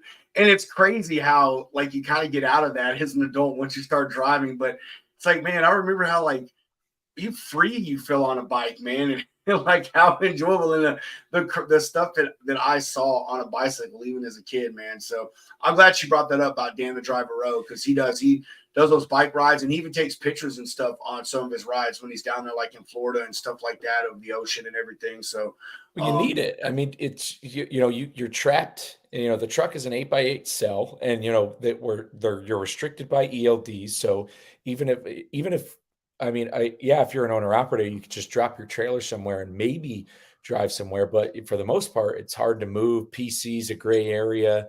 You're on the ELDs. Having that bike, it gives you a little bit more freedom to your job, because we don't have a job like anybody else. Just because you're parked and you're on your 10-hour break, it's not like you can go. You can't go watch the fucking football game. You can't, like there's not play, you're not, the truck stops don't have lounges anymore. There's no place to hang out, but that bike gives you a little bit of normalcy. Yeah. I remember there were some of the TAs and Petros, which, same difference, potato, as we were saying yesterday on the show, Hunter. They were actually starting to put in like walking trails and stuff at some of them. And even when I came off the road, dude, I would some in the Midwest that they had backed up to kind of like cornfields or wooded areas, and they had nice little walking trails and stuff throughout there, man. And a few of them even had the like the chin up bars or the push up bars or whatever like that. So but I don't think that it ever went anywhere. I will tell you that one of my favorite companies to work for, and the reason not just because to me they were great, they treated me very, very well, but was because they were huge into fitness, was US Express. Dude, I was at like the height of my fitness journey when I went to work there. I left PFG and went there because I wanted to go to school for my logistics stuff. And PFG, man, working 14 hours a day, 5-6 days a week, like obviously couldn't fucking go to school. But I was like, oh man, I could do it over the road. Like, I have to stop working at a certain time. Anyway, dude, they had fitness centers at a lot of their terminals. And I love that about them, man, because most drivers stay away from terminals. And with them, I was like, oh shit, like I want to get to a terminal. If I knew I was going to be near one, I literally would call them and say, hey, do you have a fitness center there?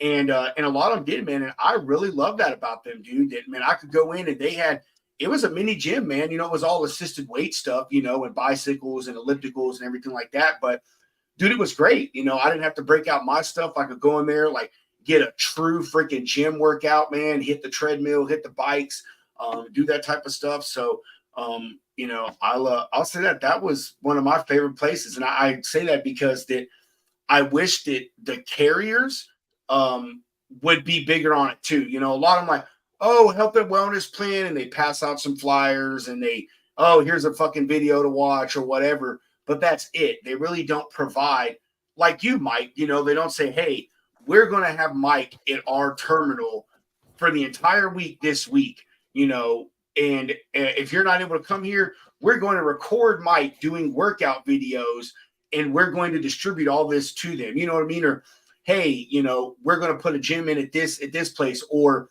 now I'll tell you this. I actually talked to a driver not too long ago, man, on Facebook that and this is smart as shit. He has like 3 gym memberships, one at Planet Fitness, one at like Gold's Gym, and one at another one. And it's for several reasons. Is B, fucking wow. A, dude, they have big parking lots, so he can pull his truck in there and go in there and get a good workout. And B, they have shower facilities. So he can go in there, get a good workout, then take a nice shower that is way cleaner than a fucking truck stop shower. You know what I mean? And then he can come out to his truck and relax. And he's telling me, man, most time I just sleep out in the parking lot because a lot of these gyms, like even here, do Planet Fitness, they're all attached to big retail centers. You know what I mean? There's plenty of space out there to park a truck, and there's food around and stuff like that. But I'm glad we got there. Yes, a Planet Fitness membership, $24 a month for the black card. If you're a driver out there, unless they're in like a major urban area, like I've called Planet Fitnesses or I've read the Google reviews. Most of them are cool with you parking there. They're in safe areas, well lit, and you get the shower, and they're 24 hours. And and you're near possibly a grocery store, possibly a place to go shopping. Yeah, that's like another important thing. And they have those badass massage chairs, bro. Yes. You know what I mean? Like, and they got those badass massage chairs, man. Who is this? US Express is fire. Craig Fuller from Freightways will love to hear the good things said about US Express. Dude, I'm serious, bro. So I'll tell you, man. On a little side note, I guess you could say I'm an oddity as a driver because my entire driving career, I worked for big companies. I was never an owner operator. I thought about doing it several times, and every time I was about to pull the trigger, like just something pulled me back from doing it. Point is I always worked for big companies that people complain about, like Lisa Motor Lines. They were owned and operated by FFE, which is, a fucking humongous reefer carrier out of frozen food. Yeah, dude. I worked for them. I worked for Knight Refrigerated. I was one of the first drivers when Knight Refrigerated actually became a company when they bought out Rhodes West. I worked for US Express. I worked for Performance Food Group. They're a nationwide, company. McLean. I worked for McLean, nationwide company, although I will say they are headquartered like 30 miles away from me. So I do want to point that out. But point is, dude, I loved all those companies, man. Lisa Motor Lines, dude, amazing. I did a favor for someone one time. They moved me from an old ass Freightliner Century class to a brand new International Pro Star. Like, Knight Refrigerated, dude, being one of the first drivers there, you got whatever you wanted. We all got newer fucking Volvos or Pete 370 or 389s. Like, dude, they literally used to send us loads like owner operators, and it was fucking nuts. US Express. I loved it, man. They put me on some really good dedicated stuff, dude. I used to run a lot of their Family Dollar and Dollar Tree accounts because a lot of drivers didn't want to run it because it was physical. But I came from PFG, bro. I used to crush them shits, dude. Like, I used to throw on my little wireless radio, man. I used to just crush those fucking routes, man. So, but point is, I have nothing but good things to say about US Express and all the companies I work for. I never had an issue with them. They never fucked me over. They never messed up my pay. They never told me I wasn't going home. But the reason for that is because, like, I was just a badass driver. Like, I didn't play no games. I was never late. I was always early. I did what I was hired to do. And that was the end of it. So, yeah, you tell him, say, hey, Pedro Potato from Logistics Lounge said he loves US Express. Yeah, no, and it's good you had good experiences because since then, like I said, I'm not sure what US Express is like after, they were bought out, but like what you were talking earlier about, US Express having the gyms caring about fitness like that. There's another gentleman, and I got to tip my cap to him. He's friends with Hope Zavara as well. His name's Dr. Mark Monera. Maybe you've seen him out. I definitely connect with him on LinkedIn. You should definitely have him on the show. He's doing some phenomenal stuff with bringing carriers into the focus on health and wellness. And I'm I'm quoting him here, so I'm definitely not stealing this, but what he's been basically telling carriers is essentially about how having healthy drivers is going to save carriers money on not only turnover, but insurance and benefits and Insurance, stuff, because on a long enough, this is something I tell drivers too, and when Mark Manera came on my show, we talked about this, is about how, so say you are in your 20s and 30s and you just ignore everything that has to do with health and wellness. You don't take care of yourself. You run the miles, you're doing 3,000 to 4,000 mile weeks nonstop. You're staying out months at a time, whatever, to get that money, supporting your family. If you make that sacrifice in your 20s and 30s, when you get to your 40s and 50s, you're going to start paying for it, because you're not going to be able to drive, because you're going to need to go to these doctor's appointments. You might not get your DOT physical renewed. You might have a heart attack in your 40s. My grandfather, I mean, he had his first heart attack at 50. Before I was born, he had his first heart attack. So, I mean, you're going to have these issues come up in your 40s and 50s.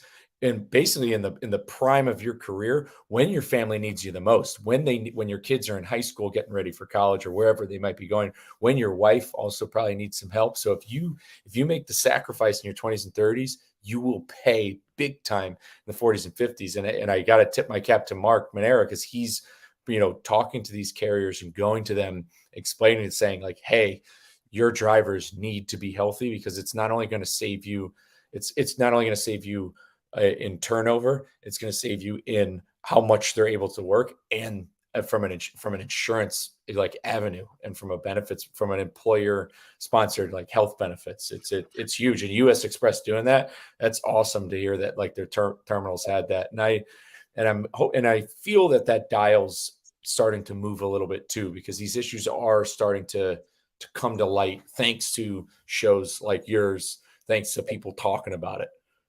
Yeah, it is, man. I mean, it's important. Like I said before, man, because, health, wellness, fitness is important, period. But, especially in an industry that, like you had said, where the numbers for, disorders, like heart attack, diabetes, heart disease, gout, overweight, all that stuff, it is extremely, or it is extremely above normal levels when it comes to truck drivers. And although, as I said before, all these people in the industry, all these carriers, they talk this big fucking game about it, and they really don't do anything. It's like a minimal effort just to say that they tried, and it really doesn't take a lot. I had mentioned the walking trails. There would be not much, or would not take much for some of these carriers, and it doesn't even have to be the larger ones. I mean, even these smaller ones. If you've got a terminal where your carriers go to or something, try to provide something there for them. Or even if you don't, try to provide these gym memberships. You know what I mean? But point is to make a walking trail, or this even popped into my head. If you got a terminal in a place where someone could walk around the area of the terminal and say, hey, here's a safe route to walk around the terminal, and oh, hey, by the way, on the way, here's a freaking Cracker Barrel, and here's a smoothie shop. You know what I mean? Like, try to incentivize them any way you can, these drivers, to get out there and do stuff.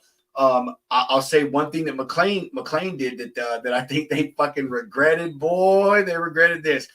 It was when I worked there from 2012 to 2015. So this is when Fitbit was like a huge thing, bro. You know what I mean? Yeah. Like, they were really coming out, bro. So they had this fitness thing where McLean bought you a Fitbit, and you went there and they gave it to you, and you got prizes depending on the step count that you did. And it's like, I don't think you motherfuckers thought this out really well, because like you're talking like on average like 20,000 steps and shit. And it was funny because the step count, like, you knew they didn't do any research into this, and I'm only saying this because it's funny. It's funny for our stories, but like the original things were like, oh, at 100,000 steps, you get like a $10 gift card, whatever it was. You know what I mean? And it escalated. And dude, like after 2 weeks, they all changed to like this crazy amount of steps. It was like 3 million steps. Like, it was like yeah, these motherfuckers learned real quick, dude. Because here in Temple, man, I think there was like close to 200 drivers. It's like, well, I bet you they learned about that 50th driver walk through that door asking for that $10 gift card. They're like, shit, we may have made a mistake here. Dan, I think you're onto something big though. You see what truckers will respond to an incentive, man. Yeah. Like when it comes to that money, when it comes to something like that, I tell you what, I tip my Captain McLean on that one because that's a fucking phenomenal idea. Dude, it was a phenomenal idea, but like it was.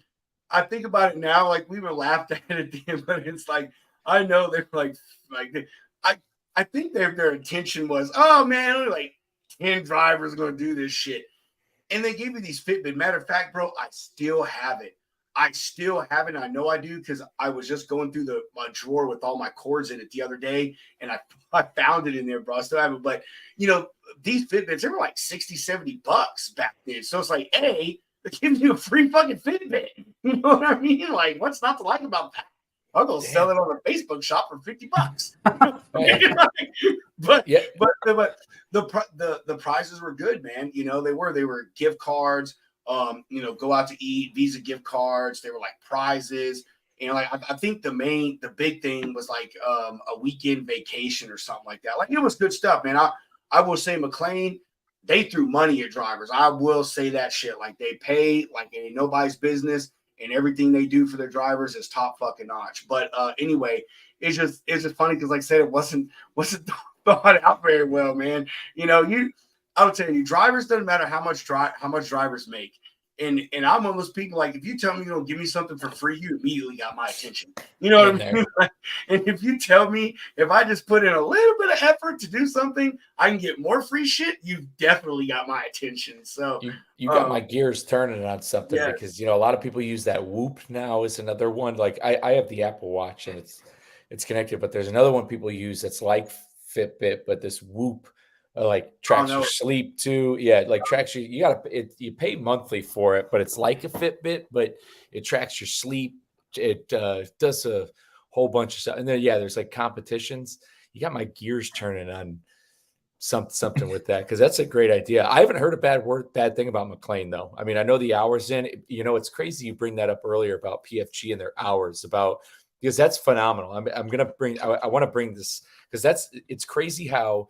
For you to want to get a little bit more education in the logistics industry, the local jobs, because I talk about this with my friend Gord all the time about how the local jobs in the US, like they absolutely definitely burn you out. They're long days. The hours are sometimes funky. A lot of them are nights. So it's like for you to want to further your education, you had to go over the road. You had to like not be at home to get an education. Whereas when you were home, you couldn't. Yeah, dude, I mean, it was one of those. So here's exactly how my thing went, dude. My journey went, and my journey went fast as far as a driver, and you'll understand what I mean. So, you touched on it earlier about a friend of yours that like he just maxed out, as a driver, pay anywhere they go. You know what I mean? And I started out, dude, with over the road in 2008, and I started for PFG in May of 2010. Dude, I went from making like as an over the road driver, like $800-900 a week back in 2008, 2009, or whatever. When I went to PFG, I was bringing home like $1,200 a fucking week, like after all my benefits and all this crazy stuff, dude. And the thing about local jobs, most of them is it's seniority based. So I was a floater, so I didn't have a set schedule, man. I mean, I may have to be to work at 3 a.m. today. I may have to be to work at midnight tomorrow. Like that was the thing. And it was like, man, they said, hey, the only way we can give you a set schedule is if you go into the warehouse, or you bid on a lane. And it's like, any lane I bid on is just going to be trash. So that's what it was. So I will say, dude, like they do burn you out. A lot of guys do get burned out, man. We had this guy there. I'll never forget him, man. His name was Daryl.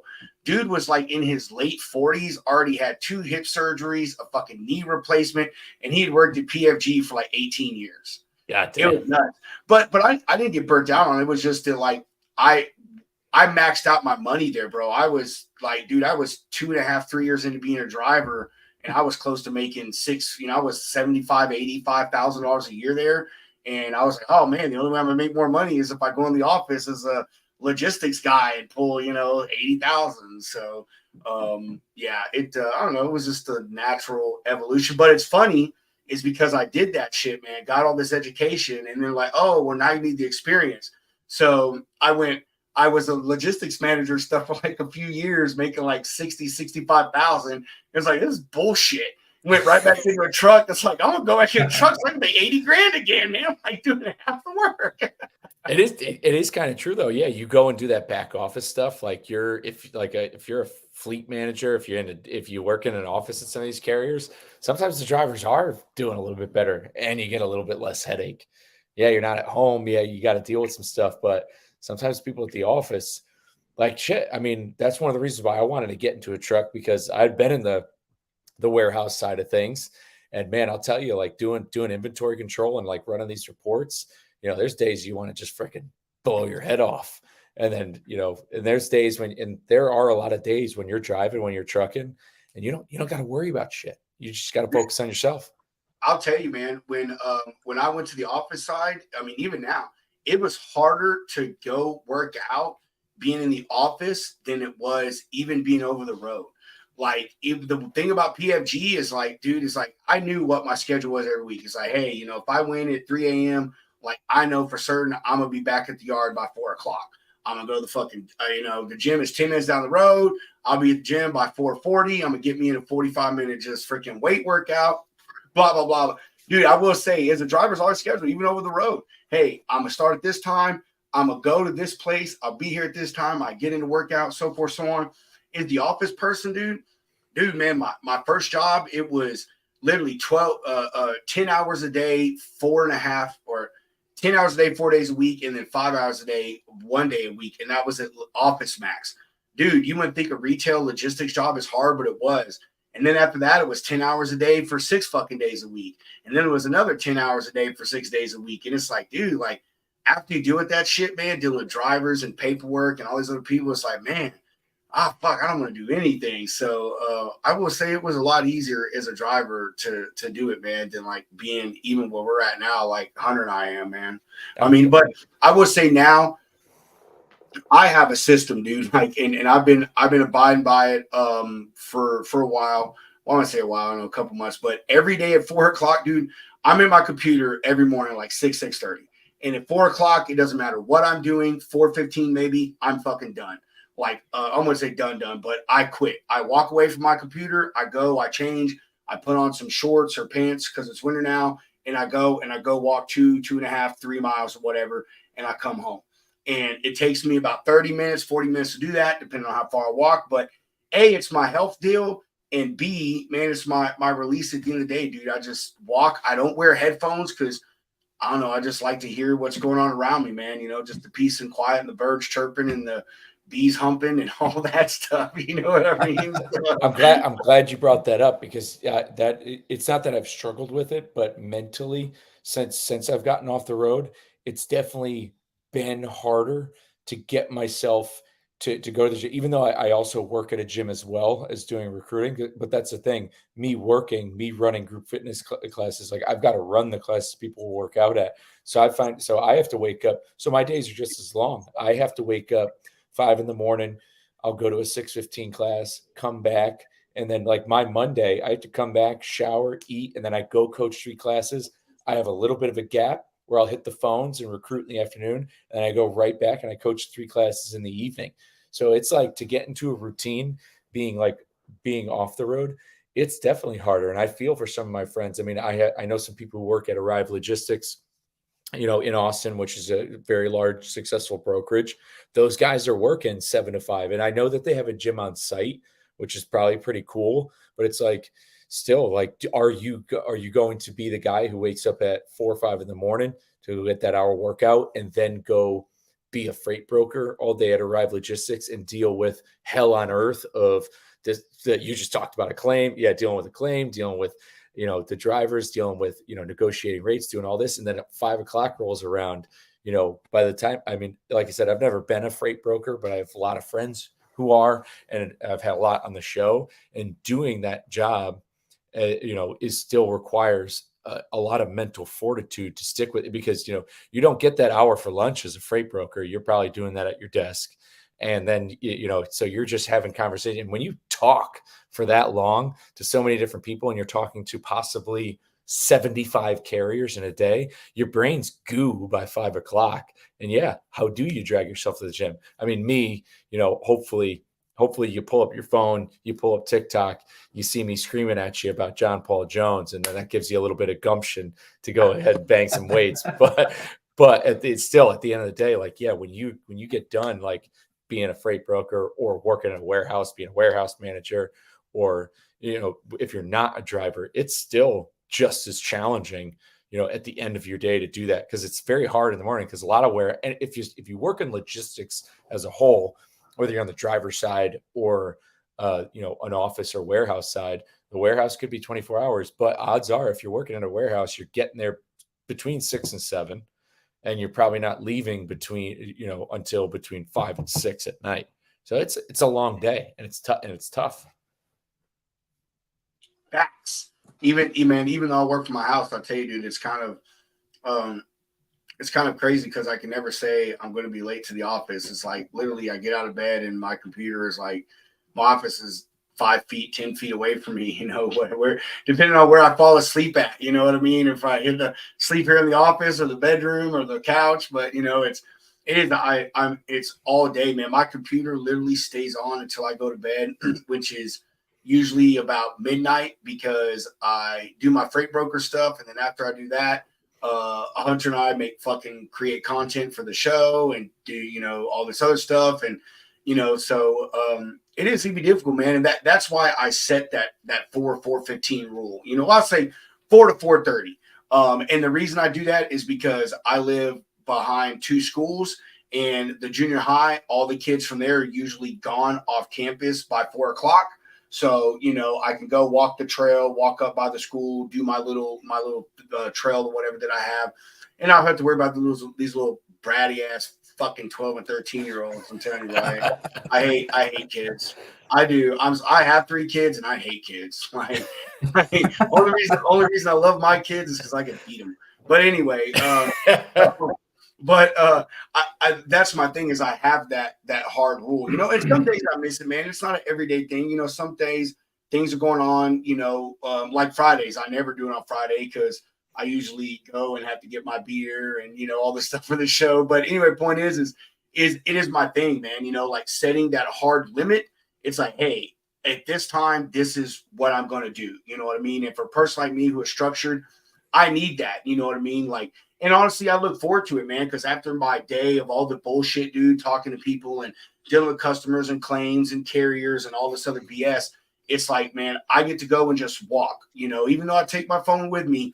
Like I said, I don't bring headphones, man. I just listen to what's going on around me. The cars driving up and down the street, the freaking birds chirping, the crickets, the dogs barking, like whatever it is. And it sounds crazy, but it's like super fucking relaxing. You know what I mean? And at the same time, I'm getting out there, I'm stretching my legs, I'm getting in a little bit of fitness, I keep track of my stuff. My average walk, I burn like 500 calories on it. You know what I mean? And when you come back in here to my house, I go into my garage and do a weight workout and burn like another 300 or 400 calories. So, it's good. I think it's important to have those, a set schedule, and you say it's hard to do it, but it goes back to that building habits thing. If you start saying, hey, every day at 4:30, even though I'm not leaving work, I'm going to step aside and go give myself an hour to do a walk, or 45 minutes to do a walk, or do this or do that, and it turns into more than that, Yeah, and coming full circle on, like, when it comes to habit stacking with what you're saying, how you made 4 o'clock like a non-negotiable thing, is a great thing to do that, especially if you're a driver. Well, number one, first and foremost, if it was a travel day with me driving, whereas I knew I was just starting at point A and I was ending not at the receiver. If it was a travel day, and I know the old school drivers out there will be like, oh, you're a piece of shit, but I would drive in athleisure. Like, I would wear, a shirt like this, athletic shorts, and I would drive in my running shoes and drive in my running shoes. And I knew but writing it down, like if you write it down, if you write a checklist, writing a checklist and checking off what you're doing, when you do it, there is such a sense of accomplishment for it. And then eventually you get to the point where it becomes non-negotiable, with where as soon as I pull that yellow tab, the Camelback's already full. I just need to get out, and all you do is just start walking. Like that's right there. Do want to say what's up to Matt. Matt, we got to talk soon too. Big fan of you. I want Matt to. I want to have a discussion with him. He's cool. He's a cool cat. He's got a story. I want to say, Matt, dude, I totally was going to watch the show today, man. Like I literally made a reminder in my calendar to watch it, and then 5 minutes before your show came on, this dumbass decided to dump half my plant load across my customer's facility, and then I had to deal with the claim. So I've been wanting to watch your show, man, since you so much love. I keep meaning to watch yours. So sorry, bro. I was so going to be there today and fuck with you and Alex, man. I just want you to know that. So anyway. But yeah, no, it's good that you do that. I like how you don't wear headphones. I actually never run with headphones. And I have a friend who ran cross country in college, and that was just like he's like, yeah, man, running with music's pussy shit. That's how you get better. I was like, all right. I want to say it's a two thing with me, and this is just me, for one, ex-military, for two, I'm just a crazy human being, like, and you'll understand what I'm saying when I say this is I want to hear what's going on. You know what I mean? Like, I want to know if a car is fucking screeching off the road and about to slam into me. I want to have the chance to try to jump out of the way. Or if someone's driving down the street and just decides to pull out the gat and start, popping fucking rounds off. You know what I mean? Like, it sounds weird, but like I think about stuff like that when I'm like out and like walking. I'm like, man, like what if someone hits me? Like if I have my headphones on, I'll never hear them going off the road or whatever. So so it's like a two-pronged thing for me. If I was wearing headphones, I would have been mauled by one of those 4 pit bulls, like without a doubt. Exactly. I'm talking actually one of them was in Missouri, and I remember because I was off 35 at a Love's towards the Missouri-Iowa border. And I mean, the only reason that pit bull didn't get me is because I ran into a ditch and went uphill, and as it was coming across the street, eventually traffic stopped it. And same thing in Arkansas, but in Arkansas too. If I was wearing headphones, I would have gotten jumped on by a fucking monster and had my throat ripped out if I was wearing headphones. And I've definitely ran in some shady areas in Mississippi. There's definitely been some, truck stops aren't necessarily next to the fucking country club. So I mean, I'm gonna give you the best security tip you're ever gonna get, Matt. Even though you're not off the road, just period. If you're running around, dude, I promise. If you're running around and talking to yourself and reciting this day in history shit, nobody is gonna mess with you. I promise. I swear to God. They're gonna be like, man, we're gonna go rob this son of a bitch. Then pull up and Matt's in there on this day in history with Napoleon. I'm like, never mind. What is that family vacation? Roll them up. yeah, exactly. Yeah, if they see me screaming about, some shit about Alexander the Great, they're gonna be like, man, maybe we should stay away from this guy in the fucking plate carrier. but this guy's that exercising. He's just peeing on that last hit of meth he took. That is, yeah, you're right. Maybe that's what's kept me safe the whole time. Yeah, right. Oh man, Hunter, do you have anything that you want to say to Matt before we get off here, man? Man, thank you for being here, brother. I love what you got going on. Definitely about to start following you on the Instagram. So if you see Woodfin pop up in your follow requests, that's your boy. But dude, definitely love this. Like, whether it be brokers, truckers, whoever, fitness is important. And, with this shit right here, social media, being on the phone all day, just getting complacent, lazy on your ass, like it's easy to slip away from like getting out and taking a bike ride, smelling some flowers, like shit, like just getting outside, doing something, or even inside, like be active. Herschel Walker, when he was in like elementary school, would pump out push-ups while he was watching TV during commercial breaks. Like it's that easy. And I say it's that easy, but like, yeah, it's something that, you know, you don't have to immediately jump in thinking you're gonna be Arnold Schwarzenegger in a month, like Instagram says you can do nowadays with these cats, you know, pushing trend and Winstraw and, you know, whatever. God knows what's coming off the market these days. But yeah, it's good, man. It's good for mental health. I think it's some that coming into these times post COVID, we can be outside again, and it's great. Thank you for being here, man. No, I can't appreciate you guys having me on enough. It's been great to like, I see you guys on LinkedIn. I see you guys talking. I've perused, you know, some of your shows, and you know, to be able to come on this stage, you know, tell my story and just, you know, be myself and keep it real. Like that's, you know, that's all we've been trying to do.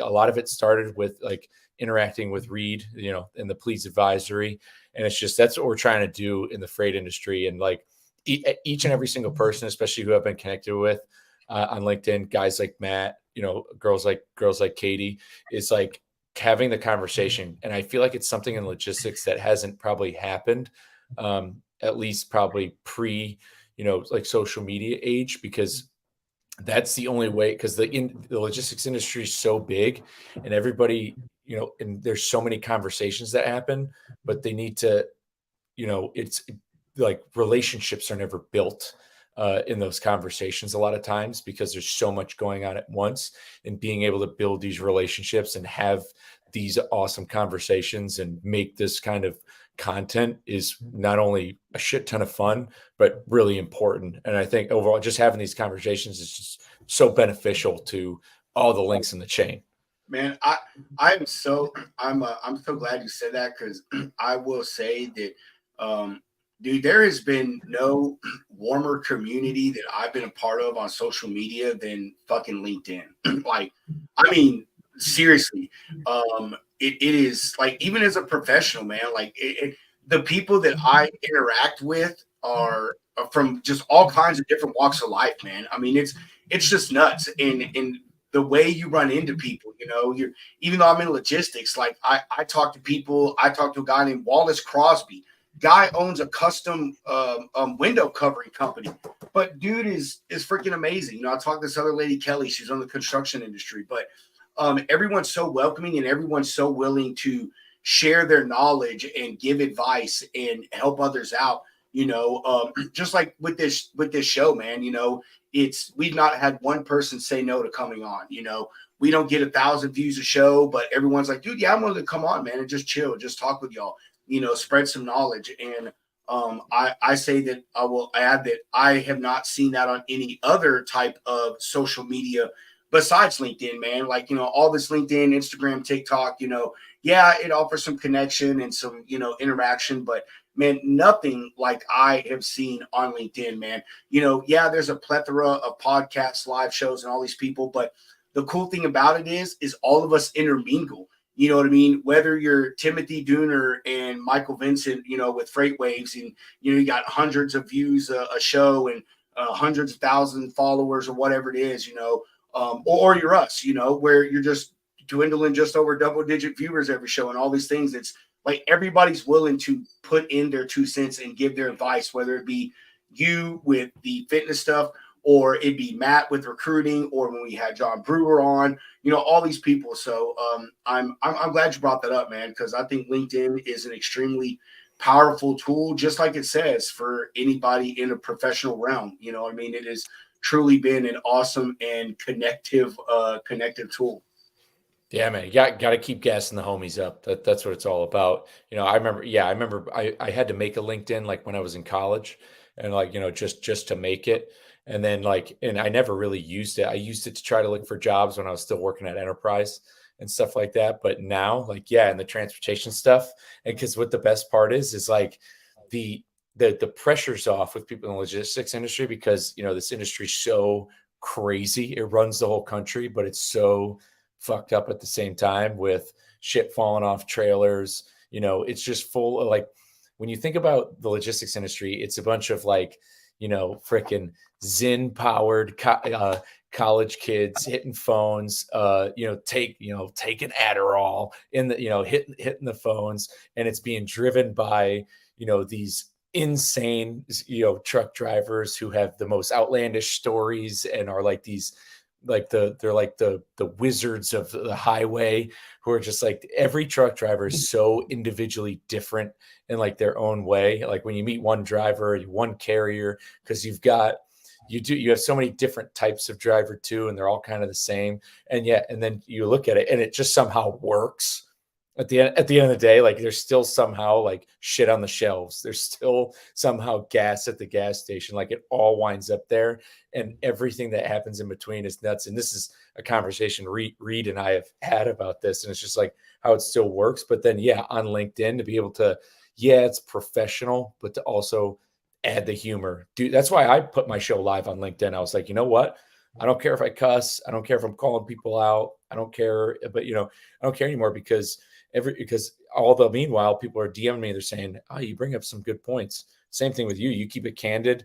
LinkedIn needs more of that because life's short, man. Like, there's time to be professional, but bro, it's like, what are you going to do? Let it take up your whole life? That is the whole point of our show, man. Like literally what you just said is like LinkedIn's professional, but part of the reason we like to be a part of LinkedIn and stream to it is because, like, let's like say it at the end of every day, even the CEO goes home, he watches Netflix, cracks open a beer, reads a book, like cruises social media, you know what I mean? Like everyone is the same at the end of the freaking day. You know what I mean? Like, dude, we've had people on here, and I've talked to people that, like, you see them and like I've been intimidated to talk to them. But then once we get them on here, or I have my little pre-show phone call with them, I'm like, man, this son of a bitch is cool as hell. Like, there's another guy we had on, Joe. He lives in San Antonio, and him and I are talking about hooking up. Just like I want to hook up with you sometime, man, because you're in Austin. So, but got to go to a Horns game. Dude, I know that's freaking right, bro. Hook them, right? Even though we didn't do too crazy great this year, man. Get your BS out of here. Anyway, that's just our whole thing, man. It's getting everybody out of their shell and saying, hey, like, I may have an MBA or a doctorate or be a CEO or a VP or just a regular old recruiter, freight broker, dispatcher, whatever it is. But like, we're all the same. Like, we're all humans. We all have health problems. We all have fitness problems. We all have addiction problems. We all have marital problems, all that stuff, and this is the place you can come and just chill, man. Like you said, be candid. If you want to drop a couple cuss words, drop cuss words. If you want to sit here for 2 hours and drink Texas craft beer, you can sit here for 2 hours and drink Texas craft beer. You know what I'm saying? Anyway, with that said, I'm going to have to jump off here. My wife texted me and she said, some people have to work in the morning, and so bad. If y'all could see the messages between my wife and I, oh my God. That's so bad I wanted to text her back. Yeah, so does everyone in this show. We're in logistics. You know what I mean? I'm gonna make some calls tomorrow morning too. I gotta be up. Want to hit it? Dude, I'm gonna be up tomorrow. I've got to replace the blinker in my car, which entails me taking out the fucking wheel well panel. But then I got all this other stuff to do. In the mix of all that, including once I get to start sanding down this table and staining it, I'm going to be answering calls and emails about fucking freight. You know what I mean? Like, I'm going to be covered in stain and grass from mowing my yard tomorrow and sit here moving. So anyway, dude. But Matt, bro, we appreciate you watching as always. Katie, we appreciate you being a part of the show. Oh, let me answer Katie's question. Where the hell was that? Say what's up to my cat. He makes rare appearances. Anyway, Katie, you had asked. You had asked why Matt's comments show up as Matt and you show up as LinkedIn user. It's because you're viewing through. She must be looking through my feed. Yes, there you go. Thank you. You're viewing through his feed and not ours. So, and we're not connected. If we were connected, then we would see you show up as whoever you are. So, go give a follow to the Logistics Lounge LinkedIn page. Once we're at 150 followers, then we can stream directly. Yes, that's it, man. We once we're at 150 followers on the LinkedIn Logistics Lounge page, like Hunter said, we can go live directly there. And I want to say on that, like, we appreciate everybody following our page, man. Like we only brought that thing up like maybe a week and a half ago, and I know it don't sound like much, but we're already close to the 150 followers, which is double what we had on the original lounge page. So keep going and giving us a follow and a like. Our content may not be the best top notch 100,000% freaking smooth speed stuff, but it's just me and Hunter laying this thing down, and we get crazy people like Mike here on the show, and we just talk shit and we do the damn thing. So dude, I love it. You got your cat. Yeah, cat was just up in there. Yeah, my man Charlie. Oh man, we got two as well. I'm a dog guy, and I've now become a cat guy. We got a dog too. She's sleeping. Yeah, dude, I need to give me a dog again. We just put down our Rottweiler, so I'm giving myself a year before I jump into buying another dog because they're big commitments. But anyway, do you have anything you want to say before? Let's take this last one. Love the discussion, and you hear what I had to say. We appreciate you being a part of the show, Kate. We really do. And like Hunter said, please. Hey, I'd like to get her on. Yeah, she's cool people. She's talking about. She has the 10 steps for the atomic habits. That I'm telling you, that is like one book that I have. Like, I haven't listened to enough, but it's up there, man. And the 80 or the what is it? The 80-20. The 80-20 method, I think it is. But yeah, we need to get in contact with her. Yeah, go like and follow us. Katie said you're gonna do it, and I don't know if I think you can send the page, the Logistics Lounge page. I think we can messages a DM directly. So just send us a DM, and Hunter and I will both connect with you, and we'll set up a slot or a time slot to get you on the show. We would yeah, it's this page right here. I'm viewed as a member. But yeah, this is us right here. Not the other one. Did you delete the other page, Rob? I haven't. You have to delete it. I'm only an admin. You're the owner. I can't delete it. Okay, whatever. But yeah, I meant to say that to you today, actually.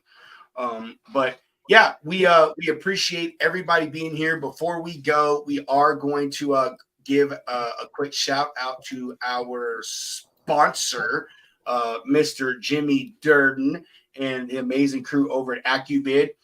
Been our show sponsor since the beginning. I'm sure they will be with us for a very long time. We absolutely love Jimmy and Crystal and the rest of his team. Look forward to having him back on. But they have this amazing app, as I have always said, how amazing it is. For all you lease and owner operators out there, helps you track and figure out your cost per mile, so you know at what point you're profitable. Because if you don't know where you're profitable, you don't know how to properly bid and how to take good paying loads. And if you don't know how to do that, you're not out there making money. Don't be a victim of cheap freight anymore. Take back control. These are turbulent times for the transportation industry, with companies merging or even closing their doors. Whether you're going out on your own or leasing on with a new company, know your operating costs. Look out for you and bid better with AccuBid Pro. All right. With that, Mr. Lombard, do you have anything you want to say before we chop out this piece? Yeah, man. Just want to say thanks again for having me on, for doing this. We'll definitely have to do it again. Definitely would love to get you on my show. I love getting people on to tell their life story, why they got into logistics, because that's the other thing. Before we sign off, it's like everybody who's gotten themselves into the logistics world, they didn't, they all got, people just wind up here by accident a lot of times. Like they fell into it or however it happened and they got into it. So I love getting that story, whether they're a driver, broker, fleet manager, whoever they may be, wherever they may work, even the ones who work for freight tech companies. So definitely would like to make that happen. And as always, for any drivers or brokers, anybody out there listening, if you're trying to make a change regarding your health and wellness and you're looking for somebody in your corner, do not hesitate to reach out. You can find me anywhere at Lombard Trucking. If you download the First Form app, I can help you out on there and kind of guide you, point you in the right direction. But at the same time, go out there. And I know I said this a little bit earlier, but if there's people still watching, is know that if you've watched any ounce of my content, when I bring up that stuff about history, I can't stress enough how truthful it is that the DNA of the heroes who came before us runs through us now. And if you don't know it or don't believe it, you are capable of any ounce of success and all the achievements that we've achieved, from exploring across oceans and going to different continents, and these insane, these glorious battles over Europe and all this stuff, all these insane things that have happened in history. You're capable of doing those things, where there's maybe not wars fought like they were yesterday. You still have the gumption, the mental capacity, and the physical capacity to go out there and achieve great things, all off of your own merit. We don't live in a society built off of nobility, of nobles and bishops and all that sort of stuff in the Middle Ages. We do work in a place where your merits and your personality and your principles can take you to high places, and becoming the best possible version of yourself is exactly how you gonna get there. Man, woo! I'm about to run through a brick wall right now.